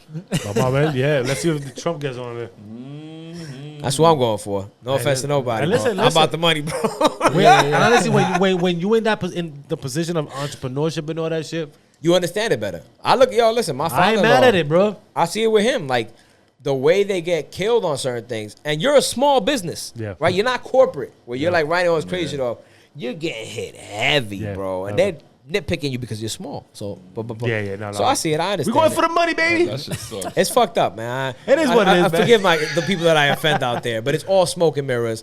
Democrats, Republicans, same fucking party. They all work You're just the together, one that bro, believes man. it. They all work together. Quick question, though. Do you think that Anthony Edwards is like Michael Jordan? Anthony Edwards is the fucking man, That's bro. the reason why I say that. He's a Let me Timberwolves tell you fan, something, bro. man. I know he is. I know he definitely Yeah, is. speak your shit. Yo, just so everybody knows, Mets, Jets, and Timberwolves, The bro. Mets, Jets, I was Timberwolves, born a yeah. motherfucking Mets fan because of my parents. The Jets and Timberwolves, I picked that pain in 1994 when I was 10 years old. That was pain, bro. Now, Anthony Edwards, man, I don't think he's Jordan. I think he's something nice. He's cool. different, right? Like, he's going to be what he is because he has the same, I think, personality. Like, the Jordan was a shit talker, but we didn't know it because they didn't show it. He didn't have social media. Yeah. But now you see that fucking the documentary and shit. You're like, The Last Dance. Yeah. no wonder motherfuckers hated this man, bro. Shit. Because he talked this. Garnett talks about it. Yeah, he just spoke about it. Yeah, he was like, I'm like, yeah, get that old man to Isaiah Wright. And Isaiah Wright said, yo, chill, bro. And Jordan was like, I think it was like halftime, and he had like, I think it was like 19 points. Motherfucker blazed them for fucking 30 just in the next quarter. He just looked at KG. Yeah, bro. I think he got the structure too of him and all that. Like that's what they probably compare him a lot to. Yeah, because even Carmelo said it too when he was on Paul George's podcast. He was like, during the 75-year award show, everybody was amongst each other. Everybody's talking, yeah. But as soon as that man walked into the room, everybody stood quiet and did the... Bro, you he said him and Magic Johnson were talking shit. Like, yo, bro, I'll still play you one-on-one right now, bro. Where your sneakers at? Magic Johnson just laughing, bro. This nigga Jordan dead serious. Like, I'm not playing, bro. Like, you can lace up right now. That's funny. Because, you know, I seen that you're a Timberwolves fan. I was like, damn, that. I hate that people think like I'm some new fucking fan, though. Oh, well. Like, they don't. I'm like, yo, I've been doing this shit since '94 when everybody was a Knicks fan and I was the only asshole in New York going for the Timberwolves. Repping Minnesota with KG. Where the fuck is Minnesota? And it was before KG. Yo, it was the crazy KG. shit. When they got KG the next year, I was like, let's go. High school, I love this guy, and he ended up being a great player. Thank God. And then they got Stephen Marbury too. I know that was. Yo, we got Marbury. I was talking. You know, I'm from Brooklyn, bro. Yeah, so exactly. a Brooklyn motherfucker went on to a Timberwolves of all things. I was like, yo, it's meant to be. Yeah, I'm 12 years old manifesting. Yo, that's crazy. That's fire. So right, so all right, so look, right, so with so many ventures, right? How do you stay motivated and inspired to keep pushing forward? 'Cause I know it's a lot to juggle with you know, just multiple things, right? Like, you know, that's a great question because that's why, again, the whole Fjord's retard thing, I really do believe I have some kind of thing missing in my brain. Right? When I really look at how I'm still going at it, and it's not like I'm not saying like in a proud way, like, yeah, I'm retarded. It's just really like, yo, if I sit there, and I've had conversations with my cousins because, you know, for the most part, they're all corporate, and they're just like, yo, how do you do it? Like, that shit is mad risk, and like, you lose. And I'm like, I don't know. I wish I had a regular ass answer for people. you just on autopilot. You just going. Yeah, it's kind of like I learned. Well, I'll say this: I learned that money is fake, right? And once I realized that money was fake and it's all smoke and mirrors, it's all numbers, it's all ones and those. When I figured out that there's no money in the bank, you're over here giving them $20K, and you go the next day like, yo, I need 10. They're like, for what? Give me a couple of days. How do they give you a problem for asking for your money? Like, And what? But that's where you start to like push it together. I crushed my credit at 27. I could not pay my student loans. I couldn't do it. And I remember I was in the car business, 2011, and I'm like, what the fuck am I doing? Like, I'm stressing my life away every month. And when I saw that my fucking student loan bill was $480 something and only $430 something of that was going towards the fucking interest, I said, holy shit, fuck y'all, take it. And then what really changed me was I got this phone call. It was one of the collectors. And she's like, this is calling from Sally Mae. And I was like, hey, look, man, I really can't pay it right now. She's like, well, we're going to be in contact with the sheriff's office, and something split. Like, something in my brain went off. I was like, what? Yo, fuck you. Come to my motherfucking house. I gave my address. You want your money? You come personally, you fucking idiot. I'm going crazy, bro. And she just clicked. Yeah. And there I was like, wait. They can't do nothing about this shit. Yeah, they sell your debt. I would have been arrested. Come on, man. They think you stupid ass dude. Bro, that's why I learned the credit game. People like, get scared though too. Like, all right. Bro, I got a letter once because then Navient took over as Sally Mae, saying, "Hey, from a collector actually, on behalf of Navient, we know you owe 60-something thousand. We'll settle it for 11,000." Facts. And I'm like, what? Wait. Damn, I could settle it for 11,000. They bought that contract for like $100. And that's where I started doing more research, but I didn't know, right? And I'm just like, what? These motherfuckers went to like an auction, paid $600 for this shit, gonna get me for 11K. This shit no longer exists. Facts, yo. That's the flip right there. That's the flip, bro. In 2016, they know what they're doing. My daughter's a year old, and I remember her mom was like, "Yo, what's up with your credit?" I'm like, "Nah, she's like 5 something," and she's like, how are we supposed to move it? Like, she's barking on me. And I'm like, I'm accepting it because she's right. Like, what was it? Yeah, you fucked up. And I signed up to this thing called Lexington Law, which now they like turned corrupt. But at that time, bro, they cleared. I had 24 blemishes on my credit. They got rid of 23 in a matter of like 2 months. Whoa. My shit went from 514 to I was Mr. 740 something. And I'm like, what? This is crazy. Then I started to little by little learn the game. When I got back into the real estate shit, I was like, yo, I was using hard money lender, but I still needed to come up with 30K. That's when I started learning about business credit. There you go. I took my personal credit, turned it to business credit. Literally, my first down payment to get into that flip, because I split it with my boy, I needed $24K. I had a $26,000 Berkshire some shit Elon financial card. Did a little scheme there to get the $24K off. Got the $24K off, showed up with the check. Bah, bah, bah. Yeah. I flip money without OPM, right? Yeah. That's why I tell Other people people's hard money. money is leverage, right? If I'm going to take 100K and flip one house, all my money, and keep it cool, I made 50K when I sell it for 150. But if I could take that same 100K and just put 10K into 10 properties, Yeah. and make 50K on each of them, and even if I give you fucking half, I just made 250 in the same time that I would have made 50. But be smart with the money. Don't take your just- money out and go buy some car or It's something hard, like bro. that. It's That's hard. what I ain't I'm gonna lie trying- to you, bro. that's what I'm trying to say. When you got all that bread in your pocket, in your hand, you like, whoa. That Rolex look all right. That roll, you know what I'm saying? I got 40,000 on this card. Yeah, until you got to pay that shit back.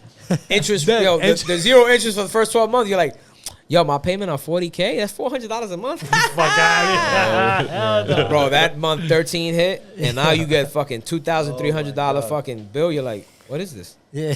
Oh, I'm not that's the paying this shit. 1,900 in interest that you got to pay. Yep. Yeah. Oosh. Ouch. Damn. So listen, right? So what do you hope your kids will learn from watching you pursue your passion and take risk? I My know you number spoke about it one- before, but My number one motto is forward is the only way, right? Forward is the only way. And that came to me a couple years after that. And the reason why I said it is when I started to falter, right? And I started failing and things were going bad for me. 2016 was rough. Right. Going through it with baby mama, like all this shit going on. 2017, I woke up one day and in one of those like depressive dips, it's like, I don't want to get out of bed, man. I don't want to go to work. I heard it in my head. Just move forward, yeah. right? Just move forward. Don't worry about it. You move forward, you'll figure it out. Yeah, there's a lot of And people, they get scared. That's to do it. that. Forward Yeah. is the only way became my fucking motto. Like, it's not personal, it's purposeful, and forward is the only way. Those are the two things I live by. So all I want my daughters to realize, the same thing I tell people. Like, people tell me, yo, you're such a good person. So I'm like, no, I'm not. I'm Fiorda and Heidi's product, right? I am exactly what my mother and my sister made me, right? And they made me, not telling me do this. I seen how they move. I see how they move to this day, bro. Like, they're a day apart, right? Like, my mother is April 25th, 1952. Heidi's April 24th, 1972. So April babies, right? Yeah, so they're a day apart. They're the Wait, same wait, person. wait. They're both Taurus. Oh, you both of y'all. Yeah. Oh, yeah, Fuck me y'all. I'm an Aries, though. Yeah, I'm you're, a Taurus, you're the earlier part of April, right? Yeah, I'm My a best Taurus, friend though. Diana, she's Yeah, I'm a April. Taurus. You're a Yeah. Taurus. No, so that's why I do move how I move. I don't hold resent toward anybody. I get angry because I'm a Pisces, bro. I'm an emotional ass motherfucker. But I learned through inner winter wiring, right? Like, bro, breathe. Don't say the first shit on your mind. The first shit on my mind is always chaotic. I'm a person that when I say something, I'm going to hurt you. Like, that is my purpose. Like, again, because I was so fat, I always had to come with comebacks. My life became that, bro. Like, so I'm very cognizant of it now. Like, even when me and my girl are beefing, and it's like, I don't argue, bro. Yeah. I think at times that's why she'll get upset, because she thinks I don't care. Yeah. And it's just like, I'm It's like, not even that. the first thing I say is gonna be wrong. Don't say it, right? And I'll just stare at her. I'm like, and a part of me is kind of thinking of her. She's like, I got this nigga. Yeah. No, you don't. I just don't want to say anything because right now I'm emotional. Yeah. I'd rather sit with it, and I've done that. You know, we had an argument June 3rd, right? If she said some wild shit, I didn't respond, bro. I was just I need like, some time. I said, nah. I walked away. I was like, yo, all right, I heard you. Bah, bah, bah. That's it. Respectfully. Very next day, I wake up, I sit and ponder on it, and I went and apologized, right? She probably, when I said it, I remember caught her off guard, 'cause she was like, that's not what I meant. Like, I'm like, it's not what you meant, but I know what you feel, Yeah. right? And I apologize for making you feel that way. I don't ever want nobody feeling that way. Whether it's intentional or not, you're feeling that way. for a reason. She's like, yeah, but that's not what I meant. Still. Like, she felt bad because what she said was like wild, right? But she also is speaking from, she's a Cancer. We're both water signs. We're both very emotional people, but she's not there yet in understanding, like, yo, the first thing in your mind is not, it's not good to say. And why you did what you did, because that's very commendable, bro. For it wasn't your fault, but you apologizing. That's tough. Just so you won't feel. That wasn't my intention. Yeah. Right. So that it's tough for you to say, and it's probably a lot harder to grasp from the other person. Like, I know, caught her off guard because he's probably like, the fuck. Damn, that's not what I expected. this nigga's playing with me right now. So like, We're supposed to go deeper on this. Yeah, right. Like, why you apologizing right now? Yeah, that's what I'm saying. Right, they're going way deeper. I really felt bad. I really felt like. But it be like that. I do that now. Like, I'm just like, I've always been very empathetic, and I have the capability. It's my superpower. My superpower is the capability of putting myself in your shoes. And I've had cousins get mad at me, be like, but nobody does it for you. And I'm like, they don't have to. That's not their power, bro. But then the again, problem but now, like, wouldn't you think that you'd be taking advantage of, though? Like, wouldn't they use that against you because you apologized or something like No, that? because They could. No, they could, right? But that's not my business. Okay. You making it clear on why you did. Yeah, and I've learned that one time, and this is back when we first started talking, we're going through some shit. And I remember she was saying some shit, and the first thought in my head was, fuck, like, you got everything given to you, right? I didn't say it, though. Yeah. You know why I didn't say it? Because what God whispered to me afterward was, yo, she's not supposed to understand your life. She didn't go through what you went through, right? So at the end of the day, you can't expect her to view it the way you view it. Facts. Right? And again, that makes, like, family members of mine, friends of mine, that, yo, your family loves you, right? They want you to win. They know you're not like a fucking scumbag, especially me. I honestly don't think I am. Right? But they're always going to take my side. And that's why I try to tell them, I'm like, yo, I get it. You think then if I'm doing that, she should be able to do the same thing and be like, oh, but what is Handsome going through? And that is not her superpower. That is not her capability at the moment. I don't know if it could be, but I'm not sitting there worried about what you're doing and how you're doing it. Right? It's like if somebody's treating me like a piece of shit, me back then when I was younger, I'm giving you heat. Yeah. Now I'm treating you with love. You know why? Because I'm being treated with love by God. I'm fucking favored. And when I say that shit, like, people be like, oh, you know, everybody's his favorite. I mean, nobody's his favorite. I'm like, everybody's his favorite. You just have to feel it. Because he doesn't have a favorite. That's not realistic. But you're all, nobody loves any kid more than the other. You love them differently, right? Because you have different relationships. But you're not like, if I come to you right now and be like, all right, here are your 4 kids. Which one are we going to take away? Which one are you going to let me kill? Yeah, that's crazy. Your first option is me, motherfucker. Who fucking me? My kids killed. Like, what are we talking about? Yeah. You can't choose it. No matter how much you have a different. As like I said on the show once, and it's a clip that it was probably one of our first clips. I was like, Penelope's my favorite. Yeah. And I caused so much heat for that because they were like, how dare you say that? You know, what about when Paige grows older and she sees it? I'm like, when Paige grows older and she sees it, she'll know who her dad is and how I move. I wouldn't fake the funk to her. And I'll explain why I said Penelope's my favorite. Same thing I did on that episode. I'm like, Penelope, I went through some shit that I would never go through with Paige. And they're like, oh, what if it happens again? I'm like, but it's happening again, not the first time. So what happened the first time, I could never relive it again the same way. The pain will be the same probably. Right. I'll probably be in pain, but it's not the first time. I know this time I'll survive. Right. It's like the first time we're going through everything. Break up, divorce, you know what I'm saying? Shit like that. But I'm for you on that one. And she's my favorite at the moment. Can that change? Of course. Does that mean I love him differently? No. Hell no. I mean, I love them more or less. No. And that's why people need to stop screwing with that, man. Like, people, you take things out of context. Yeah. And like, talking about kids too, I'm glad that y'all brought this up because you even said on y'all platform that sometimes people don't be truthful about the ugly babies. That once they come come out the womb, they ugly as shit. Like, they really are though. Hey, listen, that shit is so true. Like, the motherfuckers are like old grandpa. So true, bro. Your love makes you so blind at that moment. But you look back afterward and you're like, I was tripping. Like, this was ugly. At least if you're realistic. Some parents don't be realistic. Like, mira qué bonita. Oh my God, ¿te recuerdas ese momento? And I'm like, pero qué feo estaba ese. My nephew, man. I'm not gonna say which nephew. But holy shit, that kid was horrendous, bro. Damn. And they would like compare him at times to like my kid, and I'd be like, No, don't do that. what? Yo, We seen the same kid. Because, But now he's beautiful. But as a baby, it was like, wasn't. You was like, an ugly. Actually, when they grow up, like, you was a ugly ass yeah, baby. Yeah. only a mother's eyes can and it understand. be like that God. too. It really be like that. So, well, listen, man. Lastly, right? One piece of advice Damn, I gotta go. you wish you. Yo, guys, we've been here for 6 hours. Nah, yeah, right? What's one piece of advice you wish you could give your younger self starting out in all these amazing ventures? Stop being a bitch. Listen, I'm with it. oh, word. Straightforward shit. Nah, keep it real, bro. Keep it real.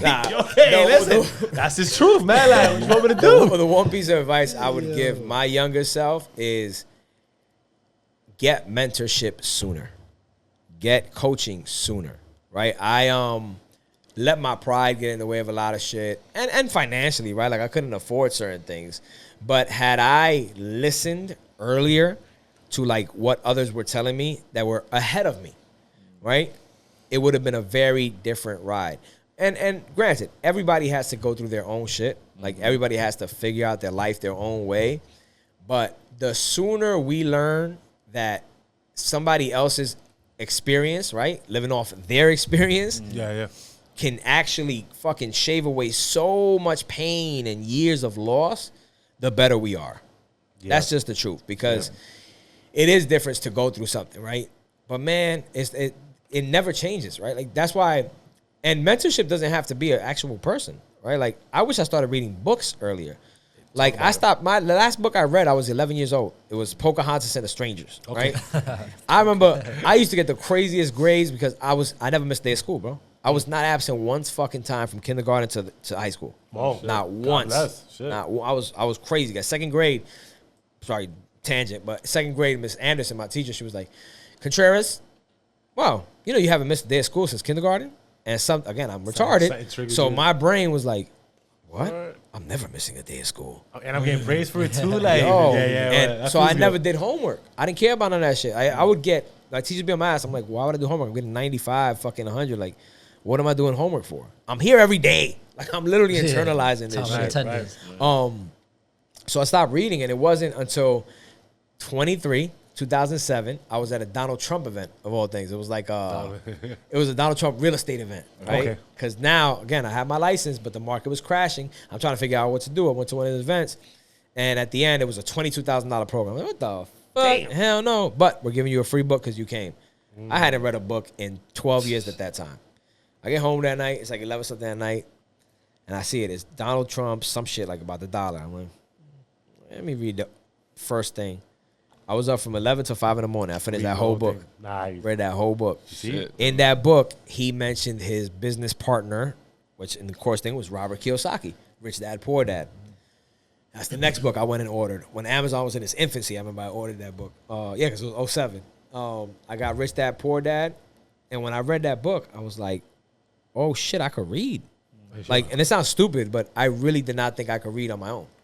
So when I read that book, it really showed me the key. Again, I didn't have a mentor, Right. but those are your mentors. To lead you to. Yeah. Yeah. That fact. shit opens your mind. That's the power of reading. Or audiobooks. Thank God for audiobooks I now. love audiobooks. Yeah, because if you're just there, I don't waste a single second in my car. Don't get me wrong. I listen to music, but now more so than not, like when I'm doing these hour-and-a-half trips to Connecticut and stuff like that, bro, it's an audiobook. It's an audio course. It's something that's going to nourish me, right? Because I hate being broke. I fucking hate it. I hate not knowing. I hate to be ignorant, bro. That's the worst shit. I hate when I talk. Like, I have so much information in my brain because I'm constantly learning shit that doesn't even matter to me, quote unquote, at that time. Deacon, right. Like, I say I manifested my daughters, right? Because in 2012, I bought a book called Strong Fathers for Strong Daughters. Okay. I just fucking wanted to read the book to figure out how fathers father I'm about to look at that. thing. Bro, and I bought that book, and it wasn't until a couple weeks back, well, I'm looking through like my bookcase and shit, and I saw a book, and I was like, oh my God, I made myself get daughters. Just by reading that shit. Just by reading that, yo. There you go. That's so cool. Oh my God. So I like that, bro. Yeah, that's fire. So listen, but check out those books. You know what I mean? It's good. Like, it's true what he's saying. I'm about to download them shits now. Yeah, I'm about to look into the. It's true. Being broke, it has nothing to do with money. It has a lot to do with power and knowledge. 100%. All right? Always keep that in mind, man. So like he said, you can be broke, but don't be broken.